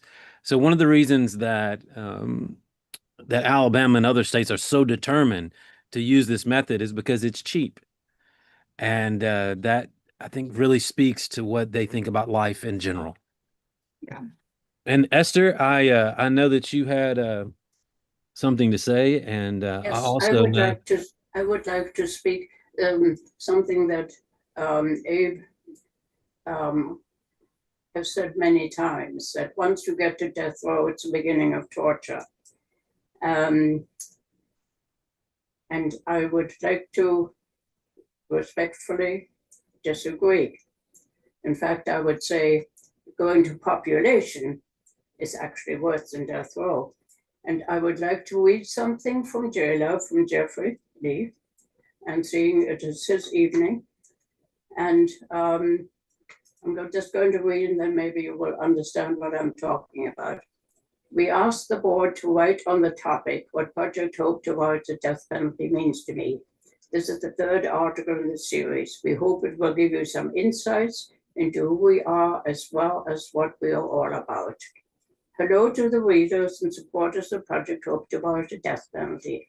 I'm Jeffery Lee, and I've been in prison for the past 18 years, and this is year 17 here at Holman, Life Row. I remember when I first arrived at Holman, I hadn't found myself yet. I was still lost in who I was and used to be in the free world. So in the first few months, I wasn't allowed to go outside and participate in sports and activities with everyone else. So I was allowed to have exercise in a cage that was 12 by 12 feet. I only went outside to exercise twice because I didn't want to be treated like an animal. On one of those days outside the cage, I met a young man by the name of Carrie Boo Grayson, who has been executed meanwhile, and he was the first person to mention Project Hope to abolish the death penalty. After I came off single walk and placed in group walk, I was allowed to go outside with everyone else. Once outside, I was introduced to some of the guys who were members of Project Hope to abolish the death penalty. The next week, I was invited to go to orientation for the group. I met the board members of the group who told me the purpose and goals of the group. After a couple of months, I decided to become a member of Project Hope to abolish the death penalty. My first goal was to educate myself about capital punishment and the justice system in the United States of America and the death penalty in the state of Alabama. Once I educated myself, I was able to inform my family. Project Hope means a lot to me because it allows me the opportunity to learn how to fight and stand up for my life. Also gives me the tools to understand where I can be of use to the brothers here at Holman, as well as my community, state, and country. I'm thankful to Project Hope to abolish the death penalty because it is a lifesaver. I just want to say that because Viktor Frankl, who was in a concentration camp, wrote Man's Search for Meaning. We can find meaning wherever we go. And I think yes, we can sympathize and empathize and so on. But I think we have to, instead of that, it would be better to help people find themselves, do something. We've got wonderful artists, actually, mentioned Boo, who was a great artist. We have that in all the various prisons. So that's not the end. It is not the end to come to death row. For a whole lot of people, it is a beginning. I've seen more people come into their own. You've mentioned Anne, who was a German, dear friend. I see it again and again. So no, it is not the end. I just needed to say that. Thank you. Thank you, Esther. Finally, we're gonna get to Sarah DeArmond. I am so sorry it took us so long to get to you, Sarah, but glad you could be here with us and glad that you've been able to do so much advocacy around this case as well. And you did the TikTok live with us this morning. Let me find Sarah. There you go. Take it away, Sarah. It's all good. I completely understand. I thank everyone for being here. Thank you for having me here. And I wish it were under better circumstances. Hopefully, we will get a miracle here soon. But something I wanted to highlight really quick is when I was watching Jeffery Lee's documentary, two of the jurors spoke in it, and they said that while they wanted him to be punished, which is why they voted for life without parole, they did not want him to die, but they said punishment was appropriate. But when the judge had thrown out the sentence, they thought to themselves that why were we even here? And Kay Ivey had already abolished this in 2017, as was said earlier. And I agree with the jurors. What's the point of them even being there, taking time out of their schedules, time out of their lives, work, everything, for it just to be thrown out? And so that's what we want. We want the jury's original decision to be honored, to give him clemency. And as you all were saying, there's absolutely no humane way to take a life. And I know a lot of people try to make the argument over and over the nitrogen suffocation, that it's safe. And we have seen over and over it is not. So I am very hopeful that this method of execution will end. Thank you, Sarah. I mean, it would be really freaking amazing if we actually get to the end on this method after centuries of executing people in this country. And it's wild that it would have taken this long, but if we can do it, that is a massive hurdle to cross. Jeff, and then Abe. I think Abe was next. You there, Abe? I am, and I'm here with, well, first, let me just say, Esther, I really appreciate that. And I think that it is a beautiful thing when people can find themselves and find value and create value for themselves.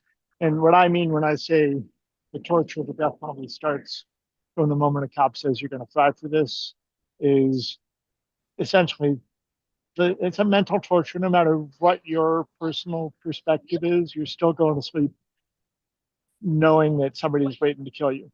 And how you deal with that is really important, but it's still always there. You're never going to walk on grass barefoot again. You can't go order a pizza when you feel like it.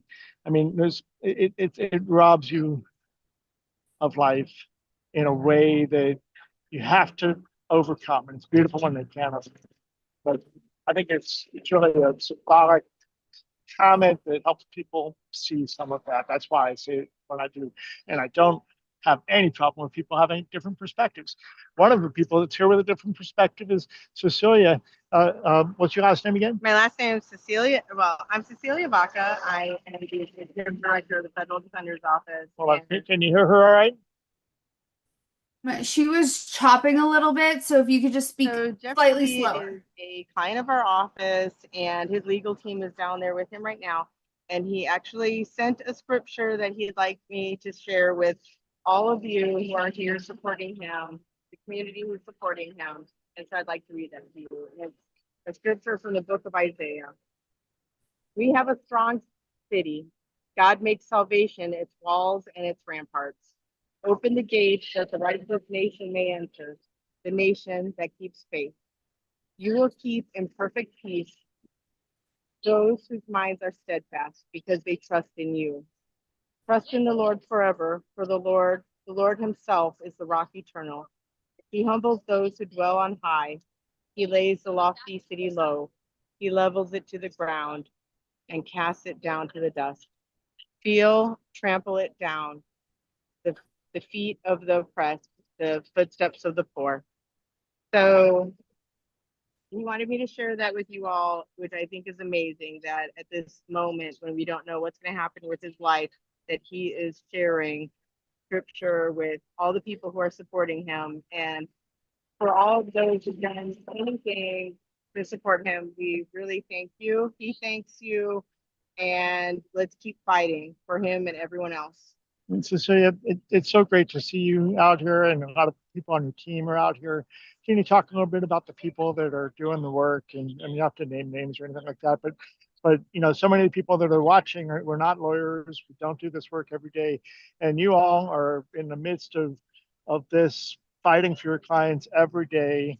What's it like? How are people holding up? How can we support you all? Well, I would say that for the people we really need to be worrying about or thinking about are Leslie Smith and Spencer Hahn, who are down at death row right now, waiting to see what might happen, whether they have to witness someone that they love, someone that they've worked with for years, be executed by the state, be killed, murdered by the state. These, obviously there's trauma that's visited on all the people who worked with Jeffrey, who love Jeffrey. Regardless of what he's done, what he's been convicted of, he has so many people who love him. His family are down there. They've been visiting with him this week and just trying to get the last minutes in if the Supreme Court decides that they are going to disregard what the 11th Circuit has said, that this is an unconstitutional way to kill people. So, I would just say, think of all the people on his team, think of his family, think of him, because this is just a horrible thing that's done. And so we appreciate everyone who has given support to Jeffrey Lee and his family, his team, and everybody. Thank you. I'm a little distracted by people driving the wrong way down this one-way street. Right. Not sure what's going on there. Just staying on the street, yeah. Well, hopefully we don't see any accidents. Thank you, Cecilia. We really appreciate Thank you being you. out here. Well, thank you so much for doing it. Of course. And, and that's the thing is it takes all kinds of people and a lot of people that just don't, they're so focused on the job, they can't get out in the street. But what's amazing is some of the people that are out in the streets are the lawyers. And we're seeing that more and more because I think, and I think we talk about this every so often, you can have the best lawyers in the world and the best arguments that are the most cogent and the most reasonable. And still the courts have, for the last number of years, been totally disregarding that. And hopefully we see some change on that very soon. So back to whoever's on the panel, and we'll check back in a little bit. Thank you, Abe. I saw that Rob popped back in just before we went to Cecilia, so I wanted to give you a moment to jump in. Well, really all I have to add is that I checked the docket again and there's nothing new. So it looks like it's not going to be a quick decision. But then again, in terms of predictions, I'm wrong a lot. Yeah. I was going to jump in. Rob, so when we talk about cruel and unusual punishment, I think one of the things that people often wonder is how much is too much? Like what makes something cruel and unusual? I mean, as far as I'm concerned, in a lot of these states, it's more cruel and unusual to leave someone in prison for the rest of their life, as opposed to killing them. And I don't say that. I mean, I say that in a way of that some of these prison systems are absolutely horrible. But my point is how much is too much? What is cruel? What is unusual? What has the Supreme courts give? How have they given us the ability to define such things? Well, they pretty much haven't given us the ability to define it. When we look at the history of what cruel and unusual means, if you go back to the not the Continental Congress, the Constitutional Congress, when they were debating the Eighth Amendment, Representative Livermore said, it seems awfully aspirational, but in terms of the content, I don't see a whole lot. And that's pretty much sums it up. The framers believed, and we can't tell this from what they said at the Constitutional Convention, but you can gather it from what people like Patrick Henry and others were saying at various times in state constitutional conventions, that the framers were concerned about the abuse of authority and the abuse of power. And they did not want to leave future generations shackled in their ability to respond to that. There are quotes like, legislatures can be extremely creative in their invention of cruelties. And those are things that we have to be able, you have to be able to stop. So in the late 1800s, Wilkerson versus Utah, there's a challenge to the firing squad. The U.S. Supreme Court says it's okay, and it offers, general statement about this is not cruel. This is not unusually cruel. In Weems versus United States in 1910, the court starts talking about it does an analysis of what the framers intended. And what they came down to was that the Eighth Amendment was to be interpreted flexibly. And it was to, the language wouldn't change, but societal notions of what's acceptable do. It didn't use the word evolution because that was still controversial, Darwin and Scopes monkey trials and so forth. But it adopted an evolutionary interpretation of what cruel and unusual is. And then finally, in 1958, in Trope versus Dulles, the United States Supreme Court produces the modern doctrine, which is that a punishment is cruel and unusual if it offends the evolving standards of decency. Now, what does that mean, right? And it is intentionally not specific because it changes. It changes as society grows. The founders envisioned the Eighth Amendment as being aspirational.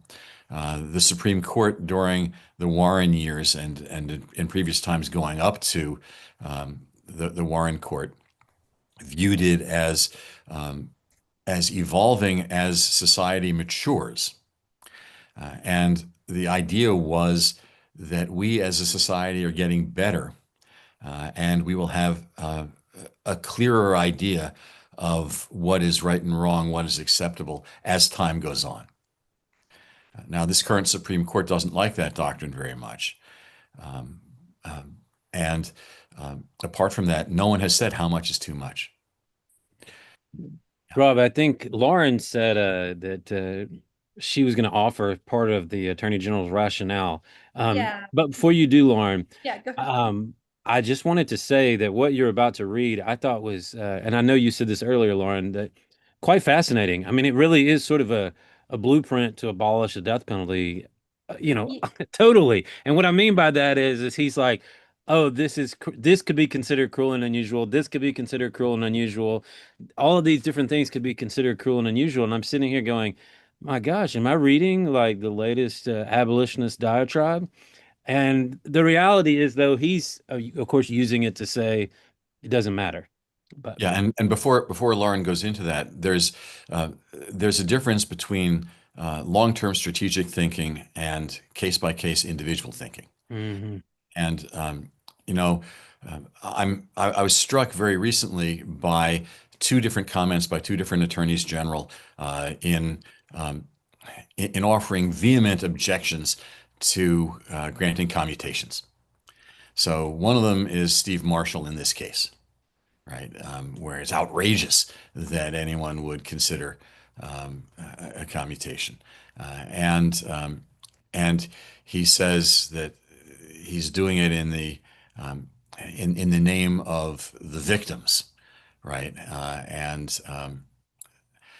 Then Chris Cobaugh in Kansas vehemently objects to the Kansas death row prisoners filing applications for clemency. And the reason he's doing it is because juries have decided that it's the appropriate punishment. Now, we know full well that when there's a unanimous jury vote, that's exactly what Steve Marshall says, because he's looking at the case that's sitting in front of him. I would bet you that the Kansas Attorney General would not come to Alabama and say you should grant a commutation for Jeffery Lee because we need to honor the jury's verdict, right? So we're looking at case-by-case decisions where they're making whatever argument they think is going to benefit them in the given case. In the long term, what they're doing, and Lauren's going to tell us this, what they're doing is providing political ammunition for why you can't trust government with any method.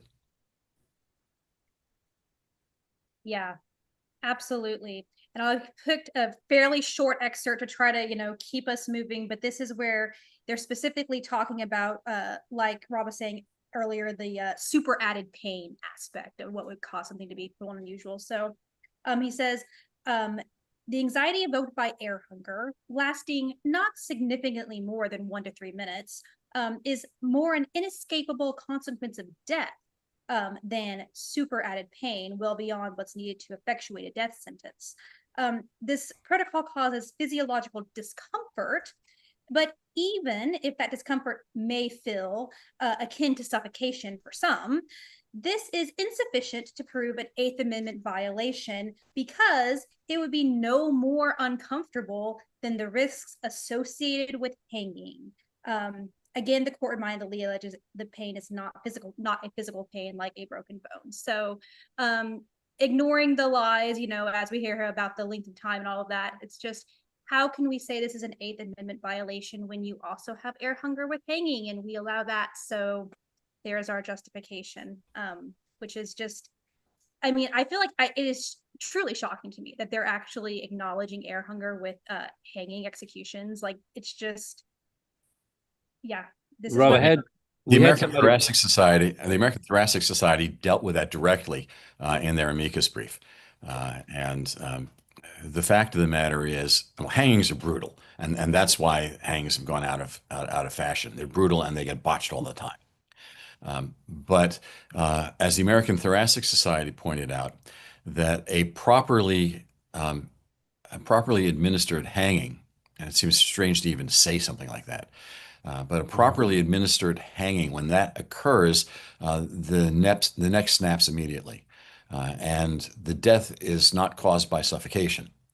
The death is not caused by air hunger. The death is caused by the breaking of the neck. They point out that in a bad hanging, where it's inappropriately done, then the person strangles to death, and that strangulation causes the air hunger, and that's a bad thing. So the Attorney General is wrong when he tries to draw the analogy to hanging, and to the extent that there is an analogy, his analogy is to hangings that are botched, which would be declared cruel and unusual.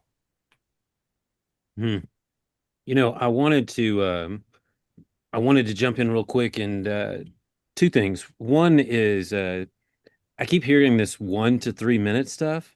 I was there. We're not talking about 1 to 3 minutes. With Kenny, even if you discount what I'm saying, the estimates run as high as 7 to 9 minutes. I have had it pegged at 8.5 minutes.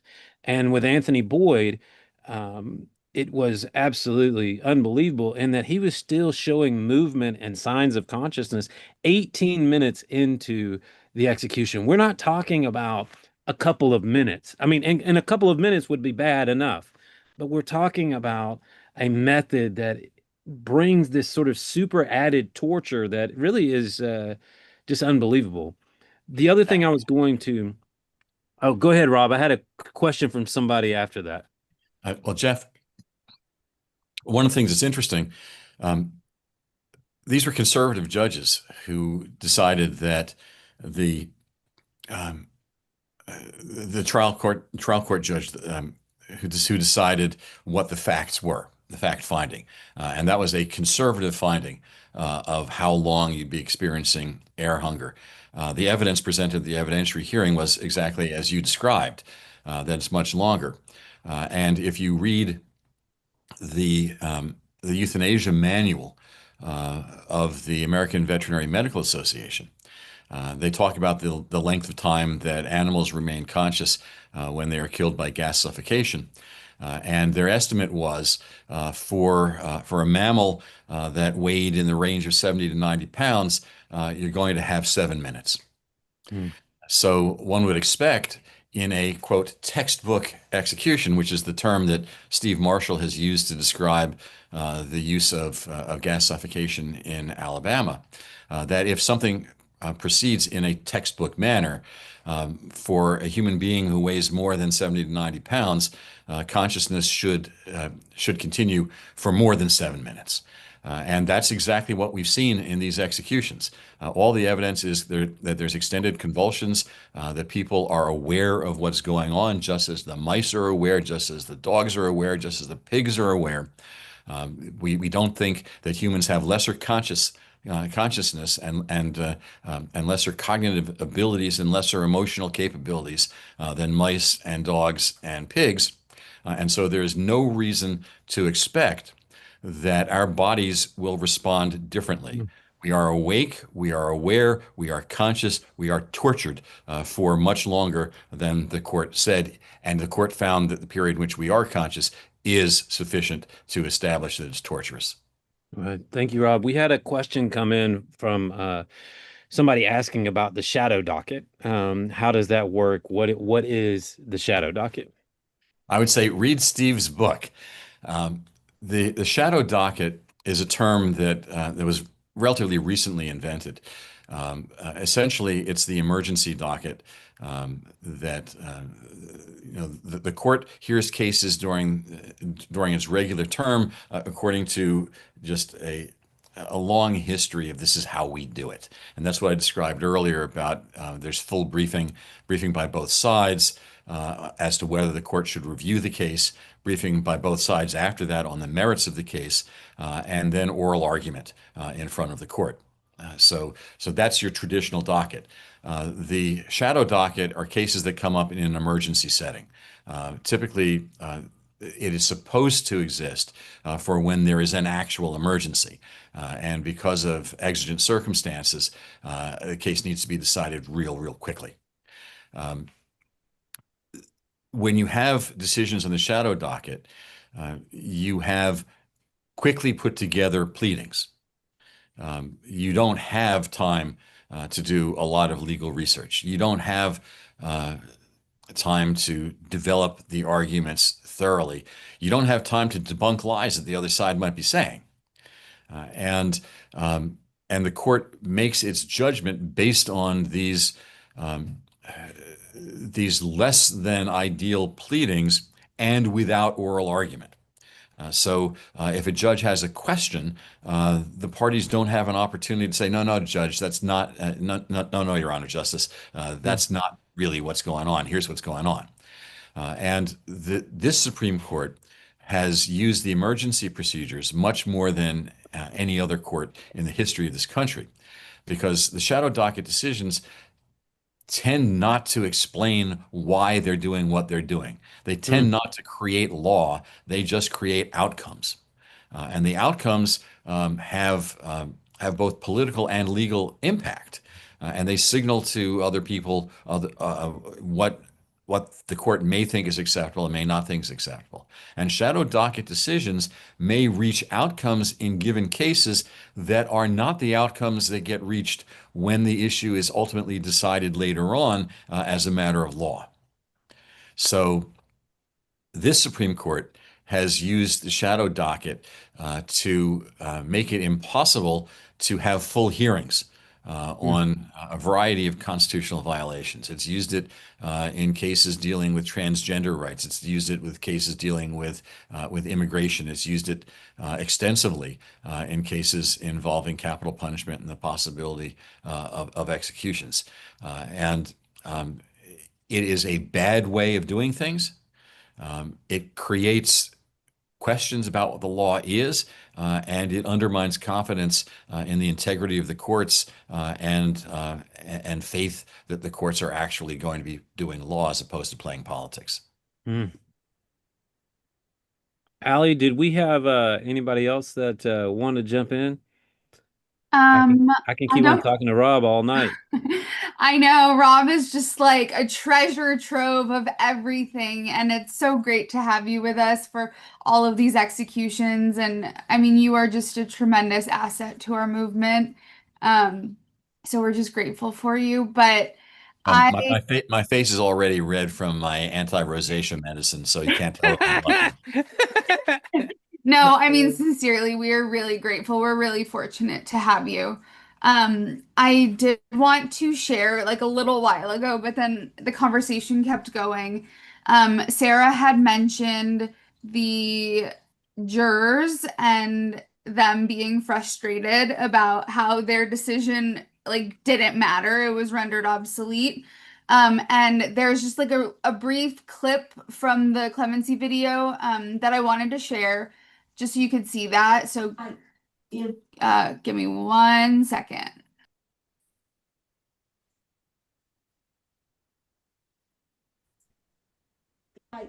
If the judge was going to make the decision anyway, there was no need for a jury. What we said didn't matter. Why bring us to a court?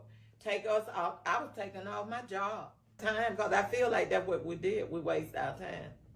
I didn't know that the judge had the authority to erase what our verdict was.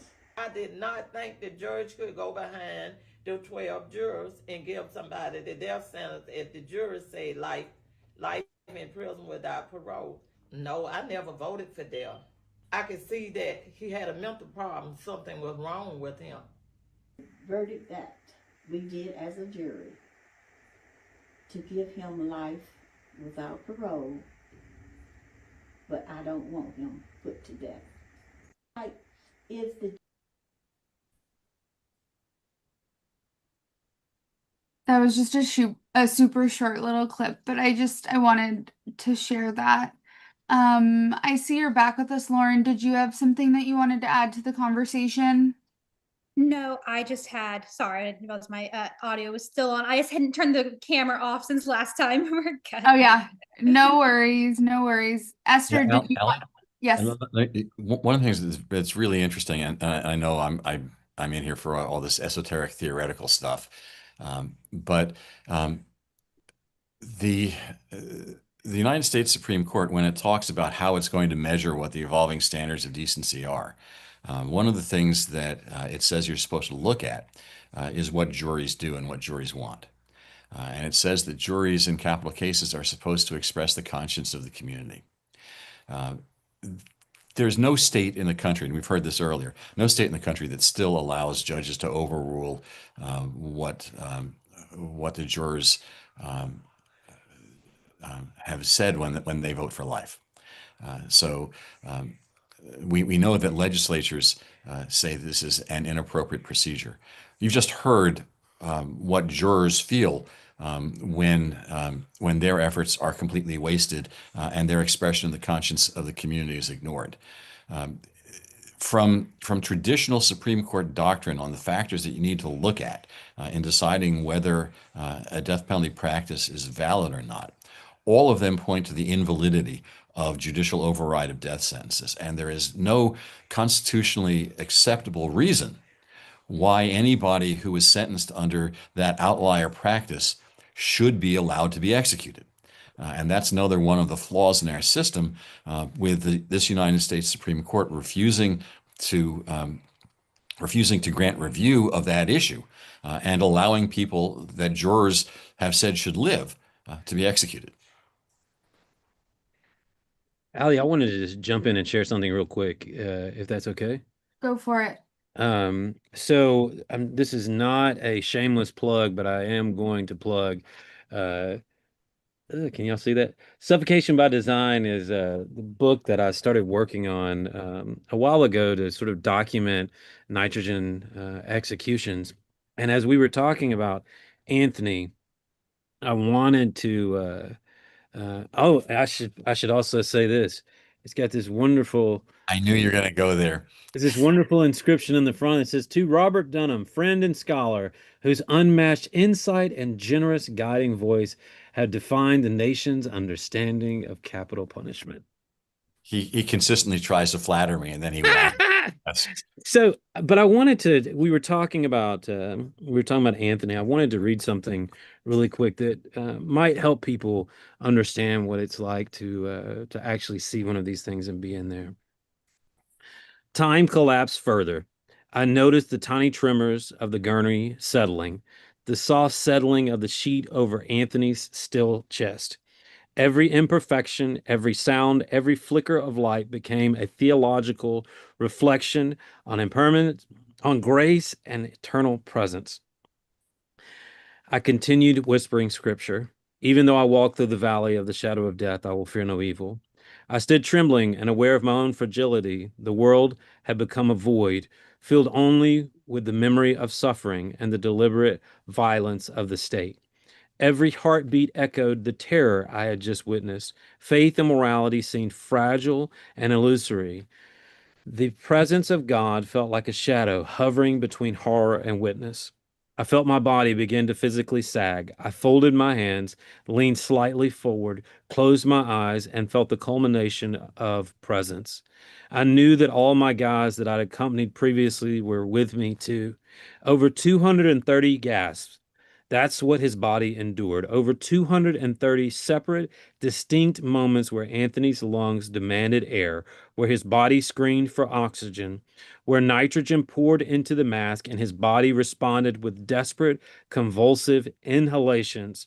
I had counted many of them. Gasp, gasp, gasp. The rhythm burned into my memory. The sound of a man drowning in slow motion. The sound of a body trying to survive what should not be survivable. The sound of over 230 separate acts of conscious suffocation, each one a torture, each one a violation, each one a moment where Anthony remained aware. Aware of the nitrogen flooding his lungs, aware of the impossibility of escape, aware that his body was being murdered by the state while the world watched and looked away, or looked away. When you consider that I only started counting at 6 o'clock, there could have been at least 40 more gasps that I left out. It was all so difficult to quantify. When the curtains closed at 6:27, his official time of death was recorded later at 6:33. But I knew that what those 6 minutes meant. 6 more minutes of hovering between life and death, 6 more minutes of body clinging to existence even as the nitrogen did its slow mechanical work. 6 more minutes where Anthony Boyd, who had maintained his innocence, who had taught death row inmates about hope, who had transformed his execution into activism and witness, lay still on a gurney while the state finished what it had begun. By the end, the chamber had become a space of intense theological meditation.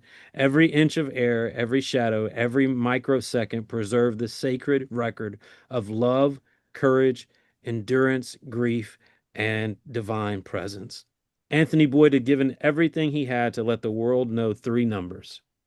19 minutes of conscious, horrific struggle, 36 total minutes of torturous execution, well over 230 gasps from start to finish.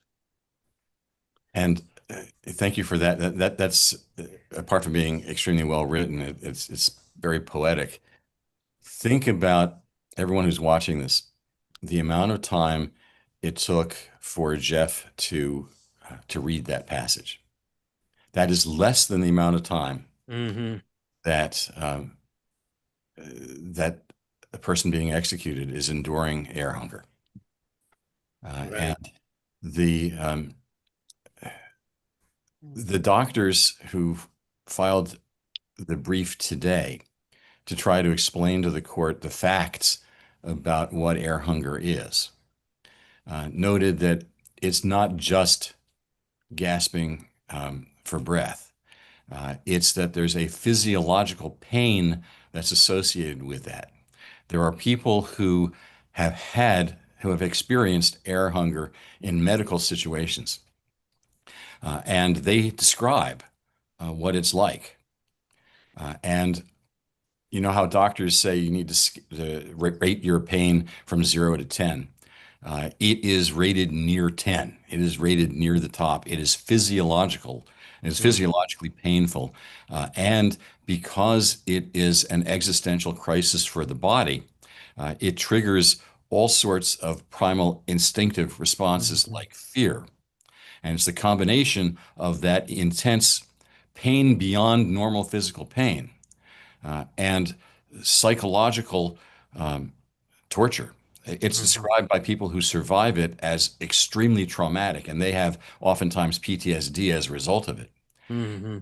That's what makes it so horrific. Not just holding your breath, right? It's not just not getting air. It is having the life sucked out of you and being aware of it. Right. That's right. Thank you, Rob. Hey, Allie, Esther had something that she wanted to add. Go ahead, Esther. Okay, thank you. This is now from J Love a couple of days ago, and I had told him about the billboard. It was up at Atmore, and I'd heard about the billboard. Attention, about the billboard. Attention is attention. Yes, I can feel the love, even if I can't be out there with them at the moment. As I was telling Debbie, that's the attorney earlier, I have my moments where I feel my feelings, but they don't come first. My faith does, and it's stronger than what I feel. When you believe something, it becomes real to you. And in times like these, it becomes a source of my strength. And I have always had hope no matter what. And it's one thing to say it, but it's my lifestyle. And for 28 years, it is who I am. I'm glad some of the guys have decided to choose a different path than the ones that they were on. And now the odds will be in our favor, and the fight we are facing won't seem unwinnable. Always love, J Love. I just want to get back to the positive because that's what J Love would want me to do Mm-hmm. Yeah, thank you, Esther. without minimizing what's going on. No, But that's who he is, and I want him seen. of course. Thank you, Esther. Allie, I was going to say really quick, something very strange just happened on the docket. We haven't gotten any new information, but I've been, like a lot of us, refreshing that thing over and over again. And I had noticed earlier that Jeffrey Lee's name was spelt wrong. Yep. And it just switched. They just spelled it right. They like it was, and the reason this is so apparent to me is because my name is Jeffrey, and everybody spells my name wrong consistently. So it was spelled Jeffrey, and it just switched seconds ago to Jeffery, which is how he That's spells it. correct. Which That's is correct. which tells me that there's some folks at least up there paying attention. But now, Jeff, you know somebody else who is spelled that way, Jeff Weaver. yeah, oh yeah. Same way. Esther and I have Esther has a friend on death row named Jeff Reber, and she calls him Jeff number 1 and me Jeff number 2. So, That's all right, funny. Allie, go ahead. Yeah, we are gonna switch to music in a few minutes, but and not to like detract from the mood again after what Esther had shared. But one of the many things I live with because of my health is air hunger. It's not officially asthma. We think it's related to a different immune condition I have called mast cell activation syndrome. And it can cause all kinds of reactions, and breathing issues is one of them. And um, I was on a medication that um, is not FDA approved to treat the immune condition that I have, even though science is finally catching up and showing that they can be very beneficial for those with MCAS. And so at the beginning of the year, my insurance decided it was going to stop covering my medication because they were changing the diagnosis required for them to cover it. And we were trying to figure out what to do for like 3 weeks because there was no warning, no nothing. And literally for 3 weeks, I couldn't fucking breathe. Excuse my language. I could maybe take one breath every 20 minutes. And like, it was like terrifying when you can't breathe. You like don't know what to do. My inhaler wasn't doing anything for me. So I just wanted to share that because like it's so scary and it still happens a little bit. I'm back on it, but it's nowhere near what it was when I was off my medication for 3 weeks. Um, and I just wanted to share that because it is really scary and to know that this is somebody that this is something that the state is intentionally inducing. I mean, it's just awful. But enough with that. I wanted to transition to some music for the moment, and we'll regroup in a few minutes.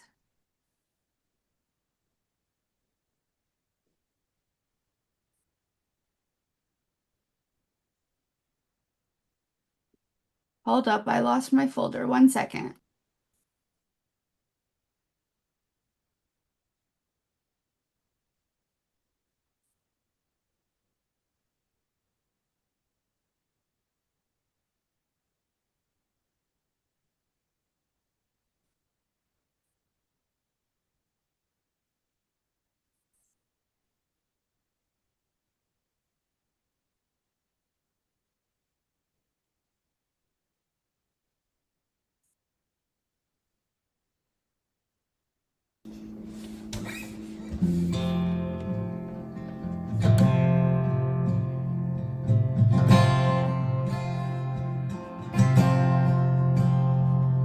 Regardless of the evil brought against you, do not retaliate. Do what is good. Regardless of the evil brought against you, do not retaliate. Do what is good and live in peace. Live in peace. Live in peace. Live in peace with everyone. Beloved, leave it to God. He is just and will settle all scores. Oh, beloved, leave it to your God, who is just and will settle all scores. Live in peace. Live in peace. Live in peace. Live in peace with everyone. Do not be overcome by evil, but overcome evil with good. Do not be overcome by evil, but overcome evil with good. Do not be overcome by evil, but overcome evil with good. Do not be overcome by evil, but overcome evil with good. If your enemy is hungry, feed them. If thirsty, give them a drink. You will soften the hardest hearts and lead them to life. So live in peace. Live in peace. Live in peace. Live in peace with everyone.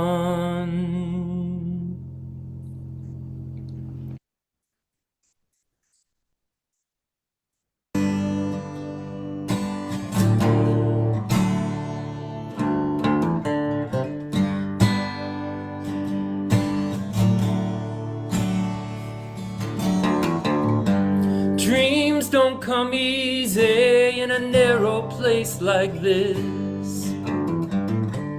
Only when my body is sick do my eyes finally rest. But when they close, the dreaming comes alive, and every face I love is by my side.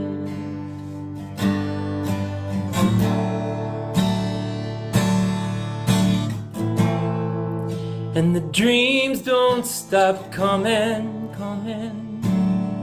No, the dreams don't stop coming. Be inspired, still be inspired. inspired, still be inspired. This is where God speaks clearest to me now, where I'm corrected and where I'm taught to grow, where I'm equipped to walk a further mile, put my best foot forward all the while. And the dreams don't stop coming. No, the dreams don't stop coming. Be inspired, still be inspired, still be inspired.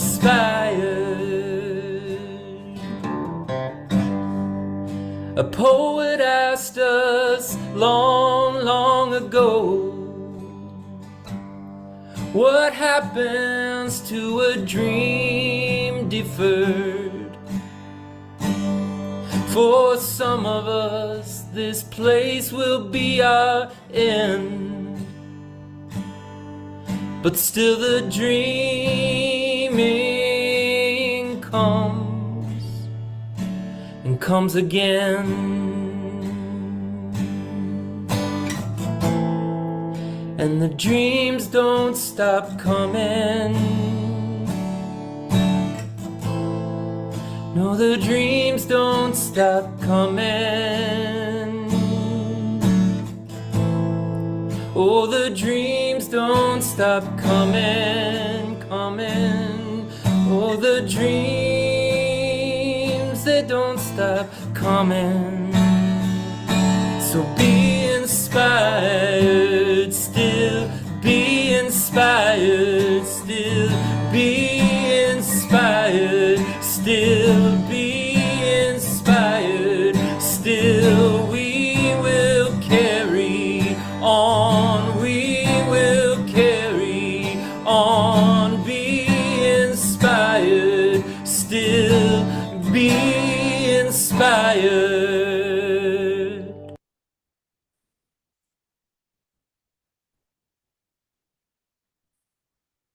Give me a moment. I'm just pausing the music for a moment because I need to do something on the other stream. So stand by for 5 seconds.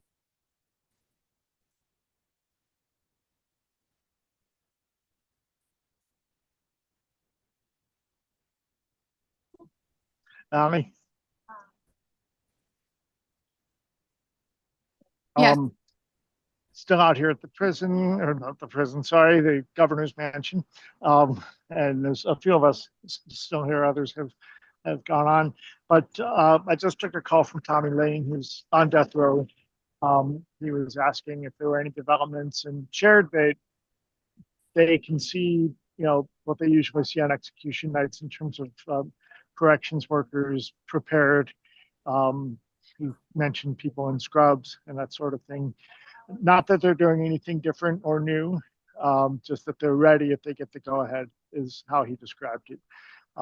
So he was asking what we knew, if there was anything to report, and I just shared that we're all waiting for the U.S. Supreme Court. But wanted to give that update. Thank you, Abe. We'll continue to know the neighbors and the governor here by tolling our bell every so often. Get up there and keep ringing it. Absolutely. So that's right, Scott. Luck helps, and we're looking for some luck. Yes. Thank you, Abe. Here, let me know if you hear this.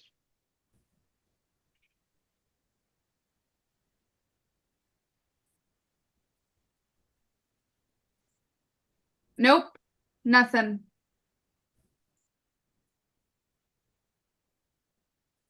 Rob, I saw you just jumped back in. Do we have news?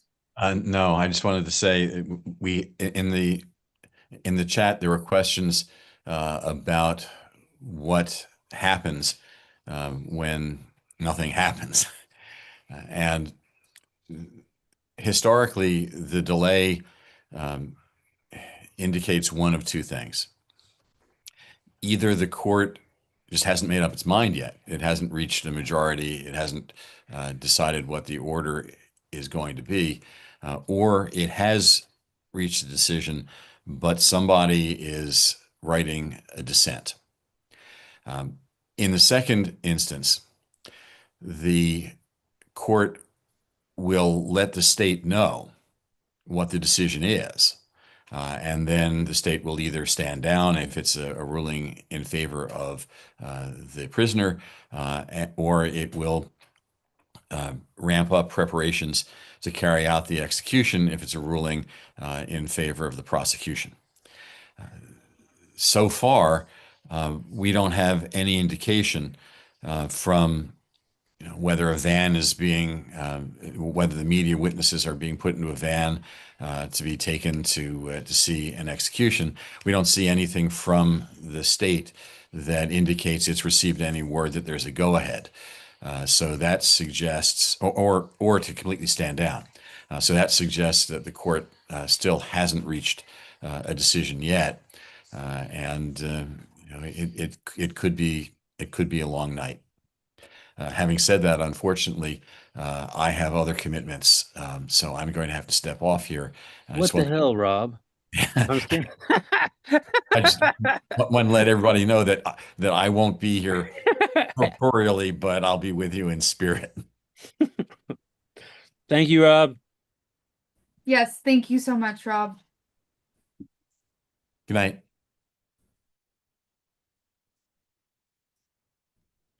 Well, we're going to keep on checking, updating, refreshing the docket. I am curious. I see we have a couple of people who are in the chat who haven't maybe spoken all that much. And is Ronald Wires still out there? Ronald, can you hear me? He's out there. Yeah, Jeff. Hey, brother. Hi. Hi, man. Ronald, I just wanted to sort of engage with you for a second. We have time, but I wanted to engage with you. You come from a similar religious space as I do, coming from a more evangelical world, I guess is what I'm trying to say. And I guess, as somebody who is used to being in spaces where people support the death penalty and being used to being, having lived in Alabama for a pretty good chunk of my life myself, when you share like Jeffery Lee's situation, and you share like, hey, this is a judicial override, this is that, how have people responded? Have people responded differently to Jeffery Lee's story as opposed to a lot of the other stories? Oh, that's a good question. I find each time the conversations get easier, and as Esther has always taught me, I think Esther's still with us, is, you try to ask questions and meet people where they're at. Mm-hmm.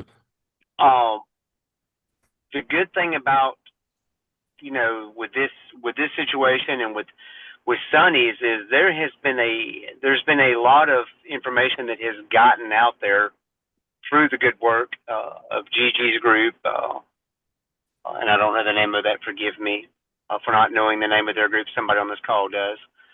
So I find that people are at least interested in it, and when there's interested and they find out something about it, there's conversations. And I have been surprised by people that I'd say, well, in my mind, I'm kind of thinking, well, they're not going to be open to this conversation.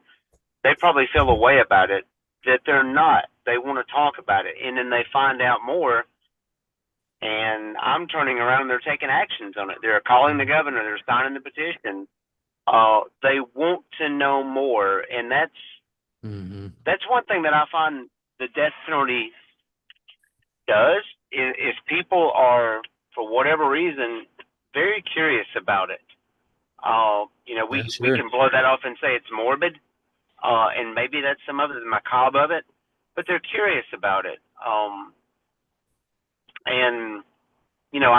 I try to paint a little bit of, I try to put them on the trail and then let them go find their information, because I think that's the best way to go instead of trying to argue or discuss someone in it.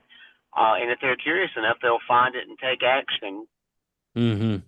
What is confusing that I hear more and more from anyone and everyone, and Jeff, I know you can speak to this, is why, if we're known as a Bible Belt state, a Christian state, as Alabama is known, why do we have this? And I wish I could give a good answer. I don't know.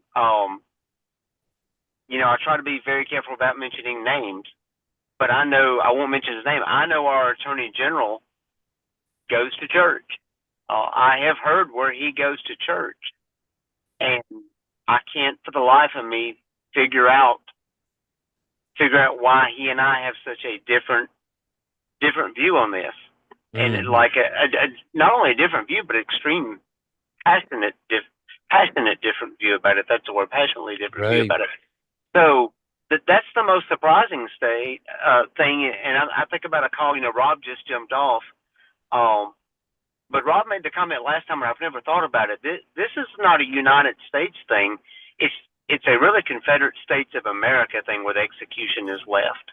Mm-hmm. And if you look at not telling you anything you don't know, but if you look at the top 10 states on the FBI stats for murder rates, 7 of them have capital punishment, Mm-hmm. and a lot of them are located in the South. And I just can't square that up. I don't know where we're called to love everybody, Jeff. You know that. Mm-hmm. But I can't square up where so many believers appear, or at least when they're in groups, to support this. And I wish I had a lady ask me tonight at the Vigil. I'm right around the corner from the governor's mansion here. She said, "How come we don't have more pastors out here?" And I said, "That's a very good question. I would like to figure it out."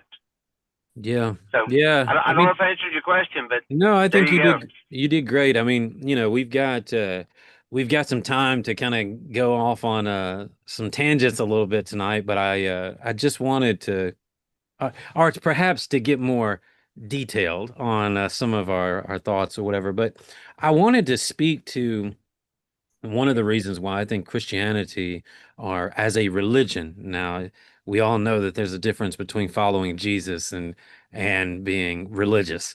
That one is about adhering to law and doctrine and all these things. The other is about having an actual relationship with Jesus.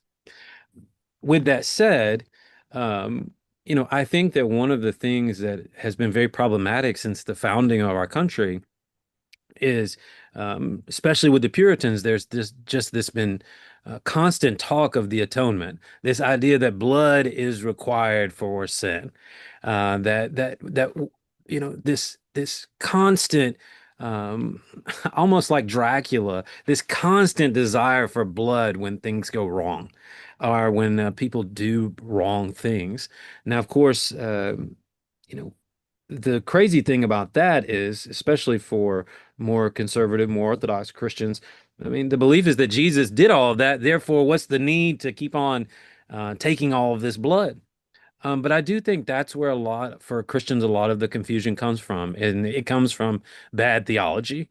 And this is one of the reasons why I think theology is so important. That Esther Brown, she has a master's degree in religious studies, and she's spent a lot of time studying this stuff. But I would say racism falls right into that. We have black and we have white, we have good and we have bad. It's a sort of simplistic way of thinking. And when you have to be the chosen people, I'm chosen, you're not, that to me already, if love were the religion, but that's not what it is. Yeah, I think that's... And the death penalty goes with that. Okay, finish him off, done, finished, I do think, Esther, that as you were saying, enough. It's just not thinking enough. I think it all goes together. This whole, like, I'm in, you're out, I'm saved, you're not. Jesus loves me, but he doesn't love you. Yes, exactly. I mean, when we create all of these borders and boundaries, there's a queer theorist by the name of Gloria Anzaldúa. And she was Chicana, very interesting person who lived in Arizona, but she developed what is called borderlands theory. And borderlands theory is about this idea that we can't transform or we can't get beyond our problems until we're prepared to go to the borders and meet each other. We can't transcend our borders until we go to the borders. And again, this is that sort of speaking about the, idea of the monster. We're going to lock up these monsters. We're going to pull these monsters out of society so that they can't hurt anybody else. But the problem with that, Esther and Ronald, I mean, we've met these folks. I mean, like, like things change when you meet someone face to face. Things change when a conversation begins to happen. But I will also tell you that I've met some, in the years I've done all this work, and maybe Esther, you would say this too, but I've met some scary people. I mean, and but it's a very small minority of what exists on death row. But the problem is, again, I think our society takes the worst of the worst, which sometimes does exist, and sometimes that person never needs to be out of a prison ever again, in my opinion. But they say this person that killed 40 people, well, that's everybody. And we know that's not reality. I mean, we know that you've got a situation with Sonny Burton, did not kill anyone. It's very possible that Anthony Boyd did not kill anyone. And so I guess what I'm getting at is the death penalty, in my opinion, is not about crime. It's about fear. And it's about our fear. And we've got to do something so that we won't be afraid. We've got to lock all these people up and we've got to say how bad they are so that we won't be afraid. It's ridiculous. It's not logical. It doesn't make sense, which is why we keep getting cases like Jeffrey Lee where, it fundamentally doesn't make sense. The case doesn't make sense. But and I think that this is a an outgrowth of Christianity and this idea that there's always got to be a devil. There's always got to be demons. There's always got blame somebody. We always have to blame somebody else. Esther, I think it was Esther, but the other day she sent me a little cartoon that said if something goes right, then God has blessed me. If something goes wrong, then the devil did it. And it sort of speaks to this whole idea of the way that we perceive life and reality is screwed up. Like instead of trying to figure out how do we love other people, we're trying to figure out how to make ourselves better or differentiated between other people. Last thing I'll say, and I won't keep bantering on, but Thomas Merton, one of the great Catholic spiritualist writers, 1960s, he has this incredible essay entitled "The Root of War is Fear." And he basically says that all global conflict, localized conflict, crime, all of these things are based on our fear of ourselves and each other. And he says that the modern man walks around with a gun in his hand, and the only question is whether he's going to shoot himself or someone else first. And I think that that's how we often live our lives is we're trying not to destroy ourselves, so we're going to destroy everybody else in the process.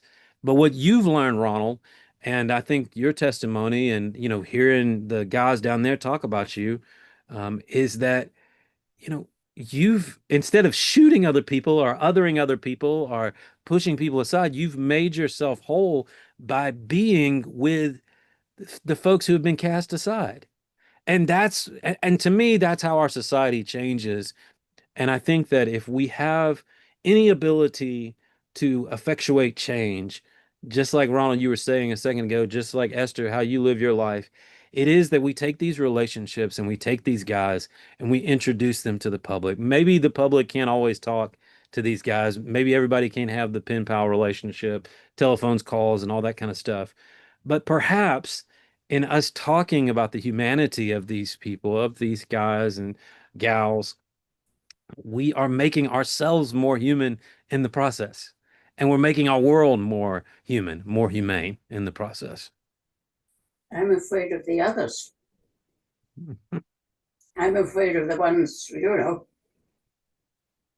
You're afraid of the ones who are not on death row. Is that what you're saying? I do. Yeah, some of those walking around, absolutely. Right. But I do think it does, you know, I mean, it's been a problem. As, you know, Jean-Paul Sartre said, hell is the other.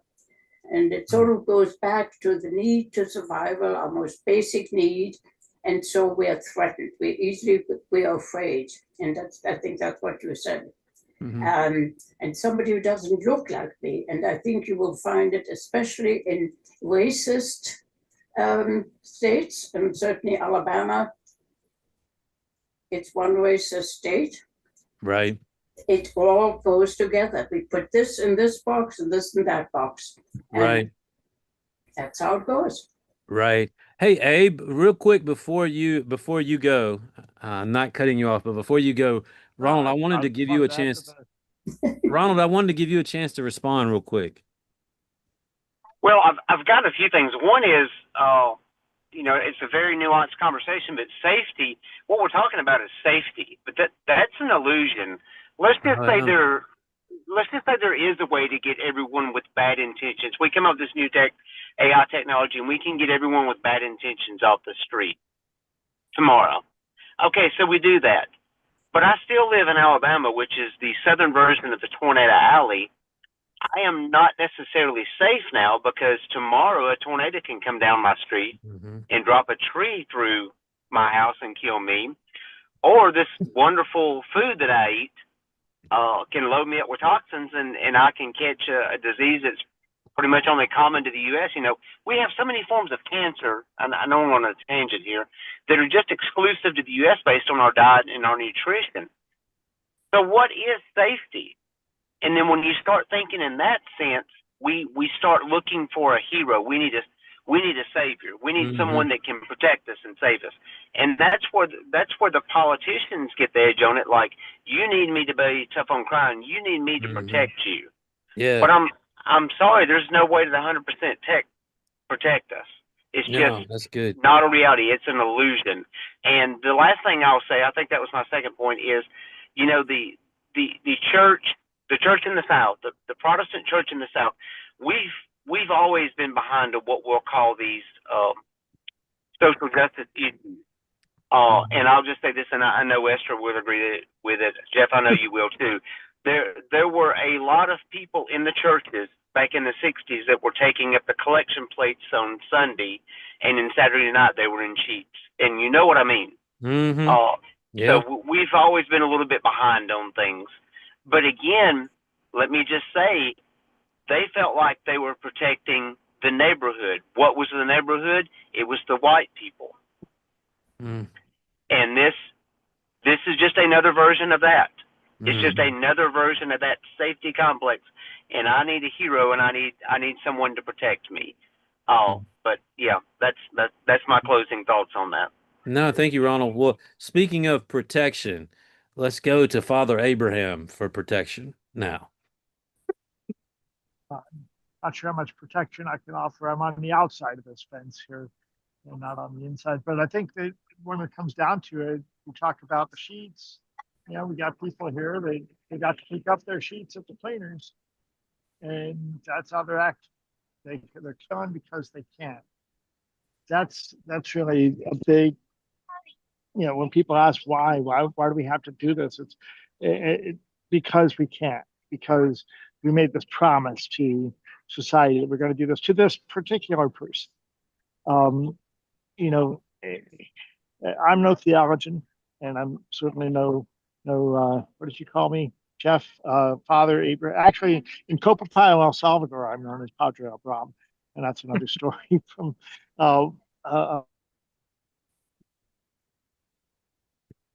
And now you're frozen.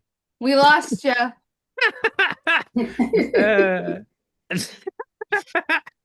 That's funny. Hey, you're frozen, man. I just texted him. Wake up. He's tired. He's had a long day. Okay, no. You're back for like half a second.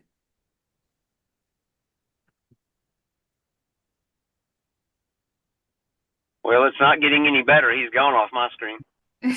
Yeah, he's gone off mine too. Esther, real quick before before Abe comes back, I did want to ask you, as you engage these guys, you've engaged them all through the years, and I know that you are not in the same sphere as a lot of these guys are religiously. Sometimes you think differently and whatnot. When you engage, that level of religiosity, spirituality, or at least for me, and I just want to see if this is true for you too. Like when I hear Jeffery Lee talking, I don't know that we have the same beliefs, or I don't know. I don't know anything about him. I mean, in terms of on a personal level like that. And when I see my Muslim folks come through and I hear them profess their faith,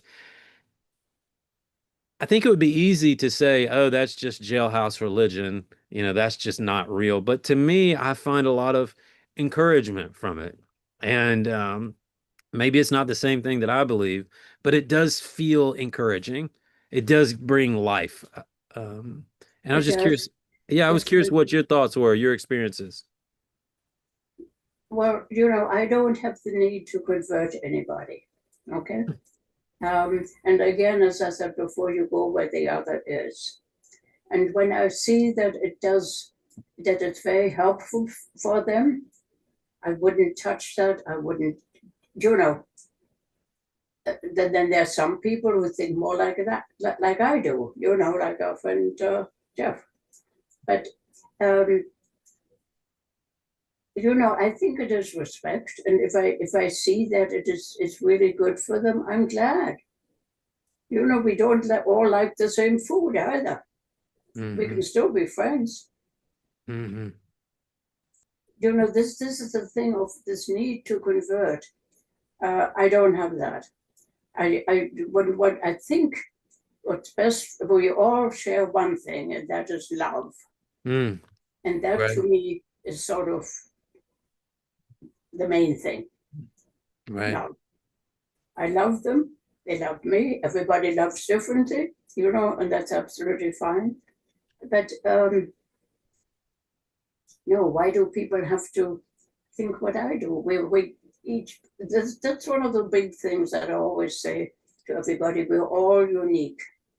And when you Right. say, I know exactly how you feel, that is not true. It's impossible. Because Right. you don't have my genes, you don't have my history, you don't, whatever it all is, we can try to understand how you feel, but I can't say that I know exactly how you feel. No, Mhm. it doesn't, and if I see it's good for you, whether you're Muslim, whether you're Jewish, whether a Buddhist, that's good. It's good. I mean, when you love people, you want good things for them, right? Right. You want Right. them to feel safe or at home, or and there are things that we do share that we work on a lot, is to find the little joys. Right. We always talk in the morning, why are they hiding? Go and find them. Right. Right.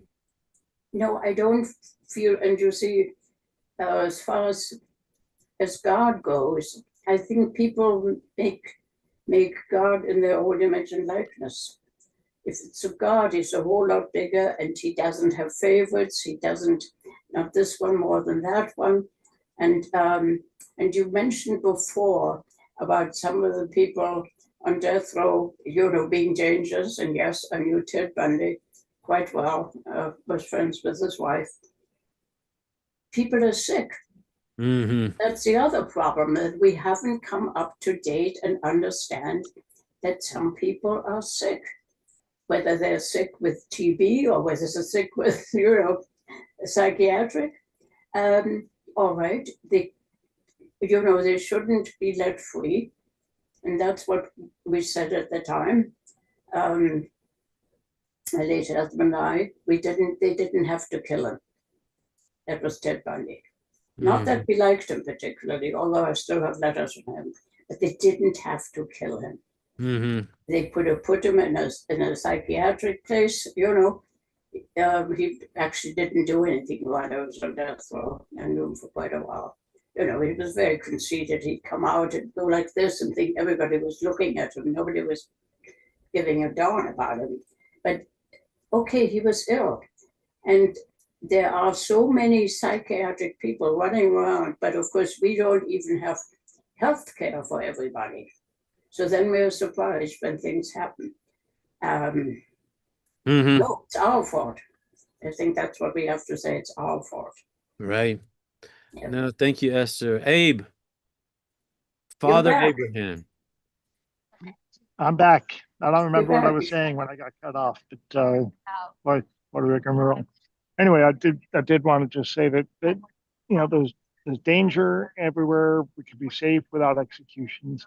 I'm not a theologian, but I'm enjoying this conversation and especially appreciating, Jeff, you're lifting up Ronald and his work that he's doing in the prisons and bringing to the outside, Esther's work.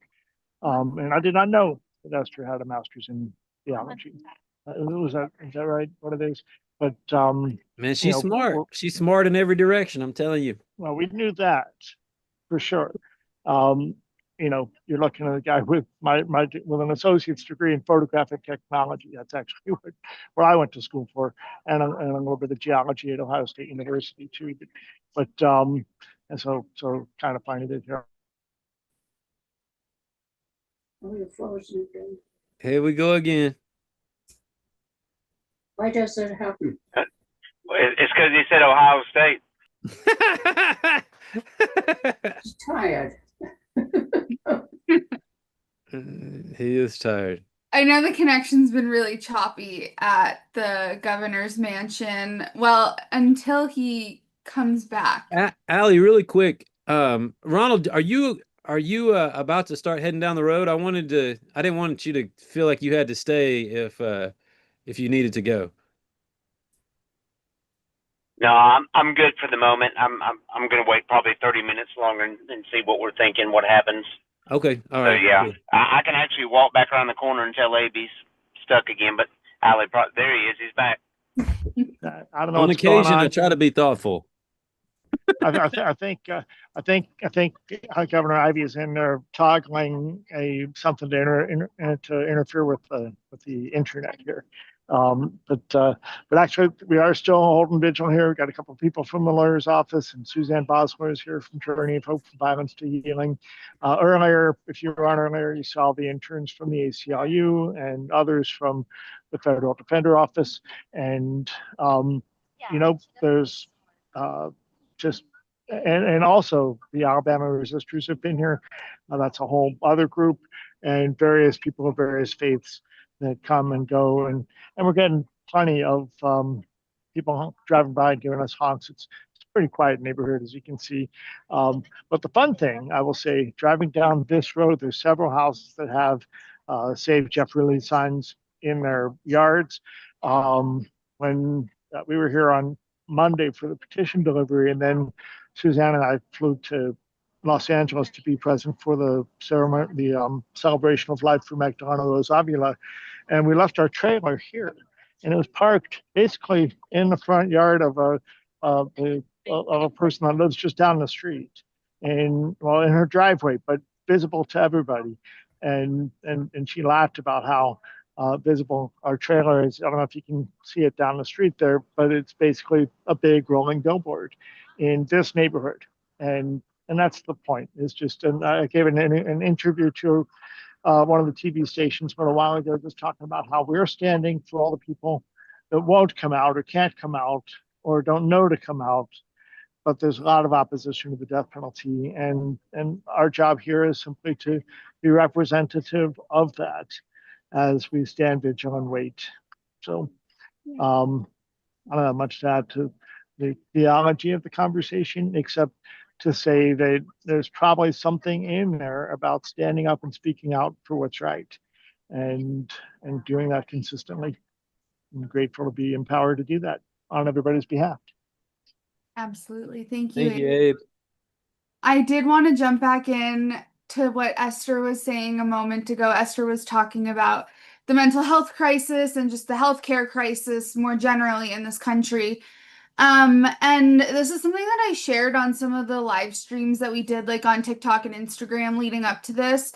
And so I was the victim of crime a couple of times over the last few years, and certainly it was nothing like this, but I still had to think about like how I felt towards the people who did it, if they got caught, like all the things.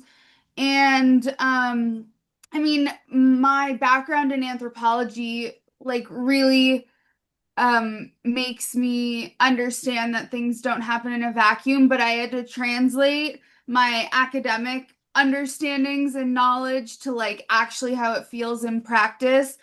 And I mean, I kept walking away with like, this is on all of us. This is not just the sole responsibility of the person who actually did the crime. It's our fault for treating people or like this whole rugged individualism thing in the United States treats everybody like they're completely independent, that they're in vacuums, that like nothing socially like will interfere and will like I mean how am I saying this? Crime doesn't happen in a vacuum. It is the result of all kinds of processes happening around you, mental health issues, poverty, and we know that crime thrives when people do not have what they need for survival. And if we just took care of each other, and not just with mental health care, but if we actually made sure that everybody had what they needed to live and be comfortable, I mean, we wouldn't be in this predicament. And because we are so obsessed with placing the blame on individuals instead of on our whole society, we're at where we're at now.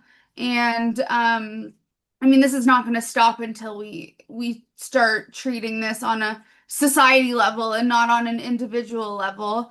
But I also, when Esther was talking about mental health, and I know that there was a component of that in this case, something that I think is really important to mention, and I mentioned it in some of the lives, is the issue of the traumatic brain injury. I feel like that's kind of gotten lost a little bit in the discussions around Jeffrey. And there was for a number of years an individual who was very close to our family that was a survivor of attempted murder.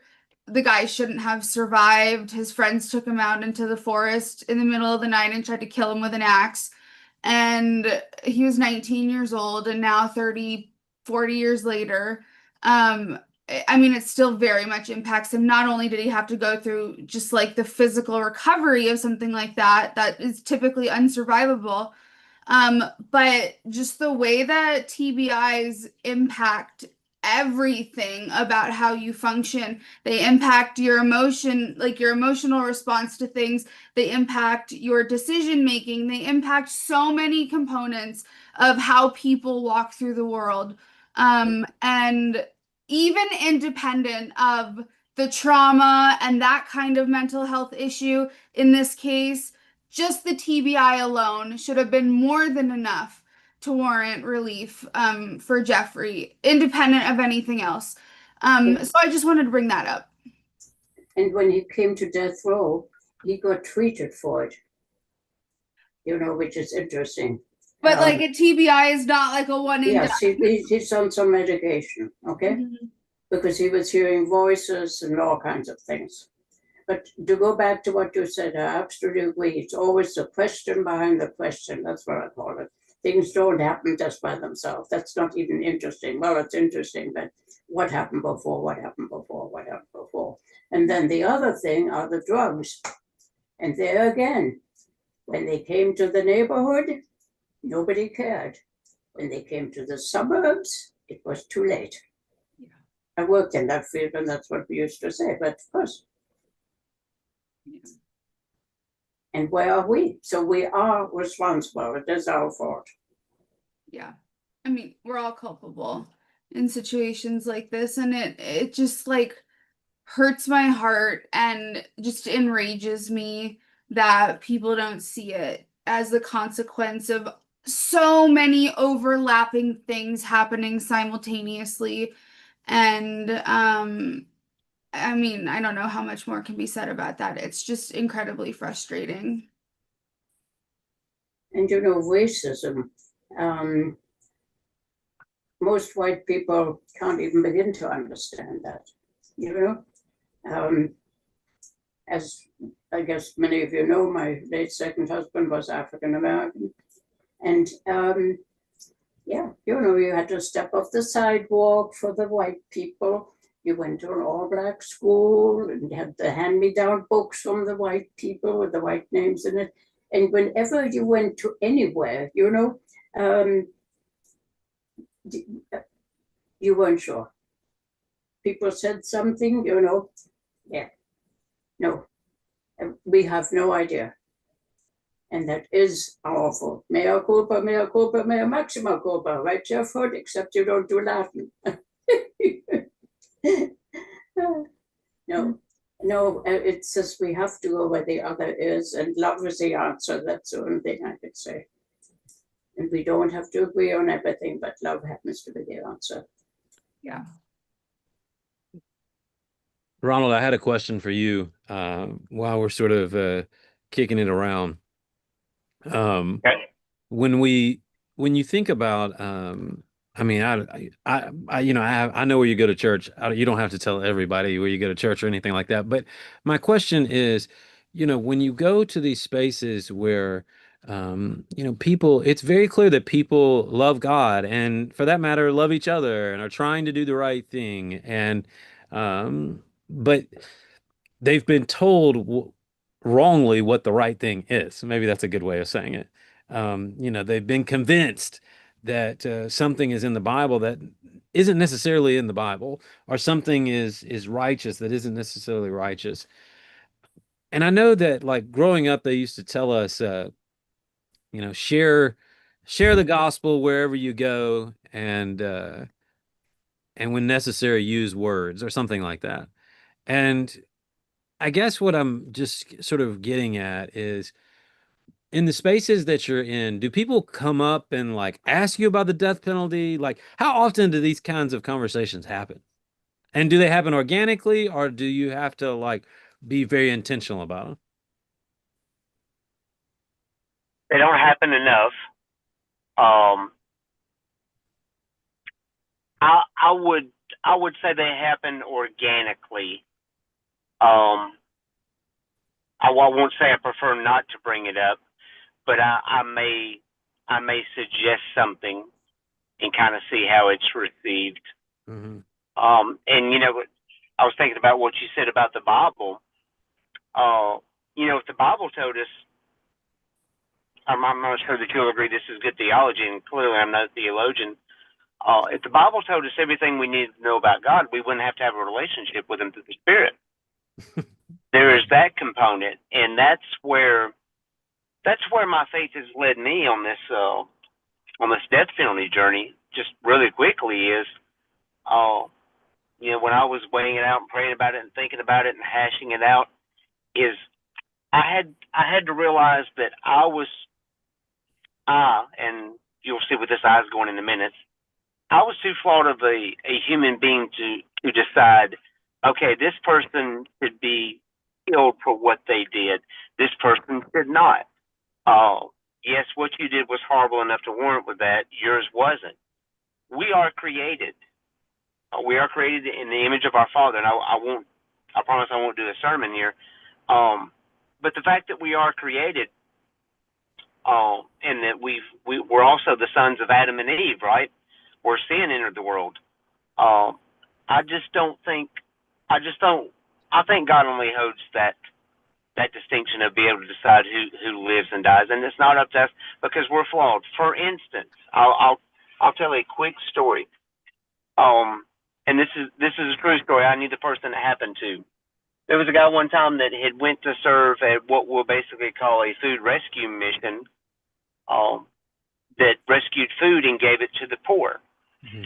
He left there one day and was on an interstate in Birmingham, got cut off in traffic and flipped off. He was flipped off, the bird, in other words. I won't do it.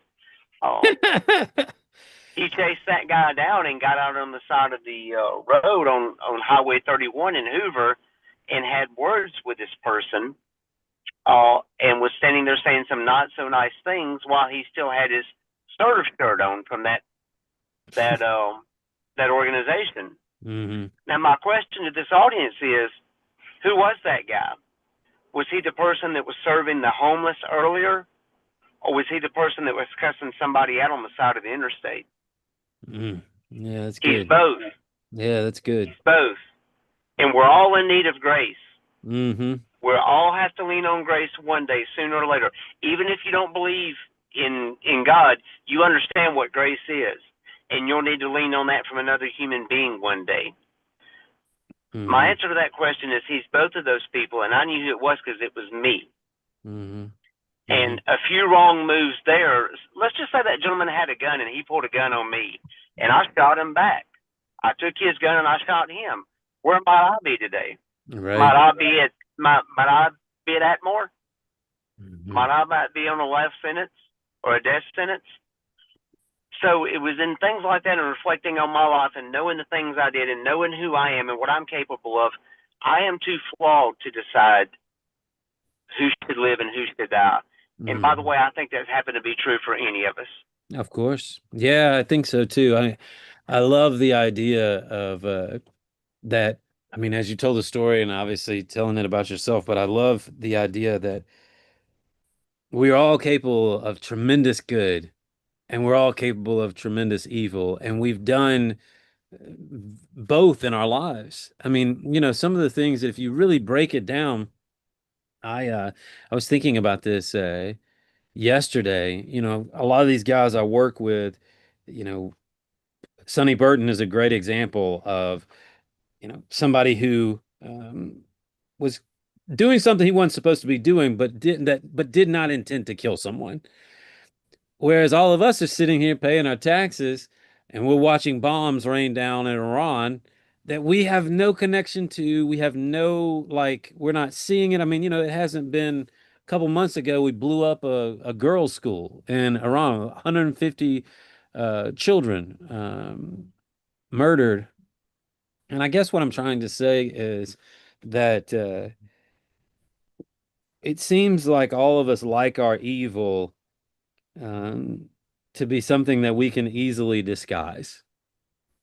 And we don't want to actually mine deeper to realize that we really are all, you know, connected with each other, and that what makes me righteous and what makes Jeff, me evil. You might want to check the docket. Just can you check it real quick? I'm seeing something. Sorry, I didn't mean to interrupt your thought there, but No, it's okay. No, I don't see anything. It's okay. You can tell me. Let's see. Let's see. No, I'm not seeing anything on Twitter. Not seeing anything on the docket.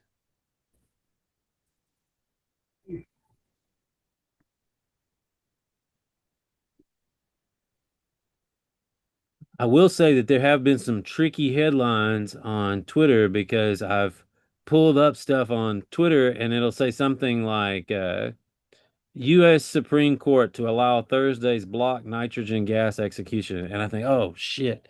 And then I see in very small print, Alabama asked U.S. Supreme Court to allow Thursday nitrogen execution. Anyways, so yeah, I've had a couple of those types of moments where my stomach drops. But So this goes on until 6 o'clock in the morning, right? yeah, I mean it's Theoretically. this could go on till 6 a.m. And I guess until me and Allie have our morning coffee together. Maybe Sotomayor will write so long that it'll take her until 6 a.m. to finish her dissent. Our longest vigils have been Alabama vigils. Mm-hmm. Hey, Abe, are you hearing any information there? Any updates or anything like that? Well, the updates is, the lawyers are getting ready to bring us some food. So we're all hunkering in for, who knows how long night. And yeah, it could go overnight. I will say again, what's that? Good. What's that? One. Up, we got news. We won. What's the deal? Hold on, let me see what's going on. Spotlight me. You are spotlighted. There's nothing What do on we the know? docket. About it. So they denied the application. They denied the application, so no News. Good news. no execution No tonight. execution tonight. No But execution. Oh my God.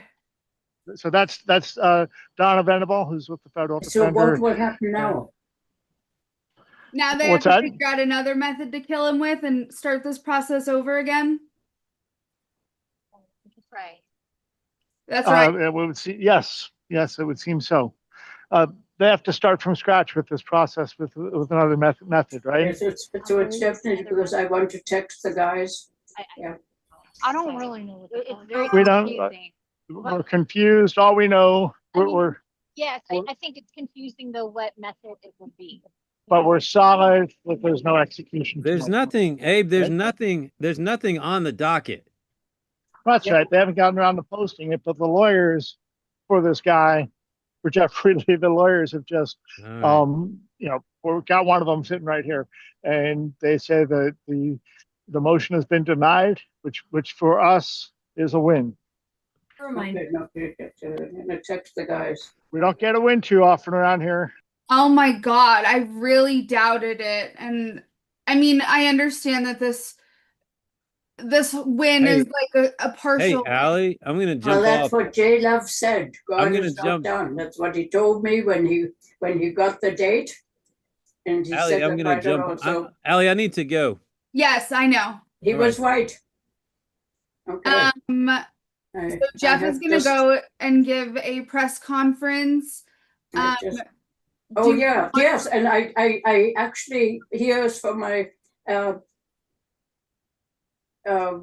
we won. I just got a text from Bart Johnson. He's the chairman of Project Hope. I mean, he's of course on death row, and he wrote, "We won." Okay. That's huge. That's massive. Judge Thomas, Alito, and Grosh would have granted the application. Hold on. Yes. Wow. Yeah.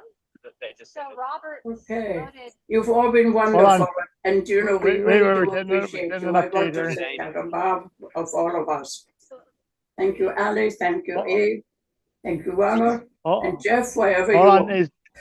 Esther, Allie, spotlight me for a moment. Okay, we on? So, did you say something? Yes. Can you hear me? No, I don't. Tell me. Okay, so what do we have? Donna's I'm reading sorry. it. Donna's reading it. I'm not reading it. Oh, So the very small. application for stay or vacatur presented to Justice Thomas and by him referred to the court is denied. Justice Thomas, Justice Alito, and Justice Gorsuch would grant the application for stay or vacatur. So Okay, so it's a 6-3 ruling, and that's solid. All right, good night, everybody from Governor's Mansion here in Montgomery, Alabama. We're driving home. Thank you all for being with us tonight, and thank God it turned out this way. I did want to let you guys know that Jeff Hood is having a press conference on the Execution Interventions Facebook page. If you want to tune into that, just go find his Facebook page. But we're closing this out. I mean, this doesn't happen often, but I'm just grateful for what happened tonight, and that at least for now the execution is off, and Jeffrey gets to live another day and impact the people around him in wonderful ways. So thank you all so much for everything you've done, all the calls, all the posts, all the everything. Yeah, I'm grateful. Esther, did you want to say anything?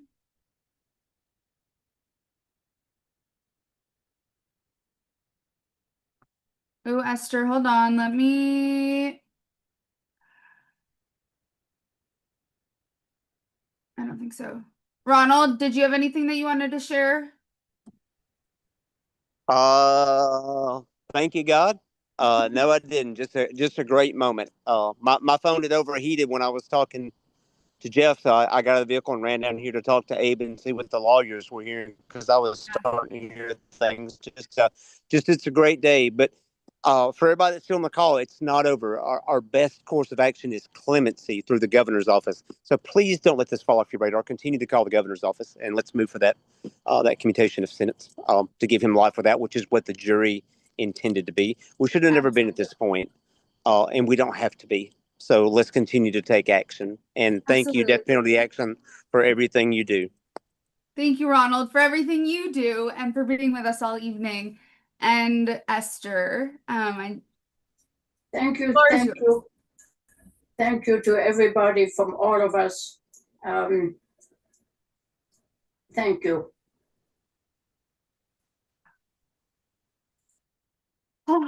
Alrighty, folks. Have a good night. It is going to be a better night indeed, and hopefully we don't have to see you in a few weeks, but this was good. This was needed. This week has just been extremely heavy, and I know we were all feeling it. So we get to go into the weekend with a little breath of relief.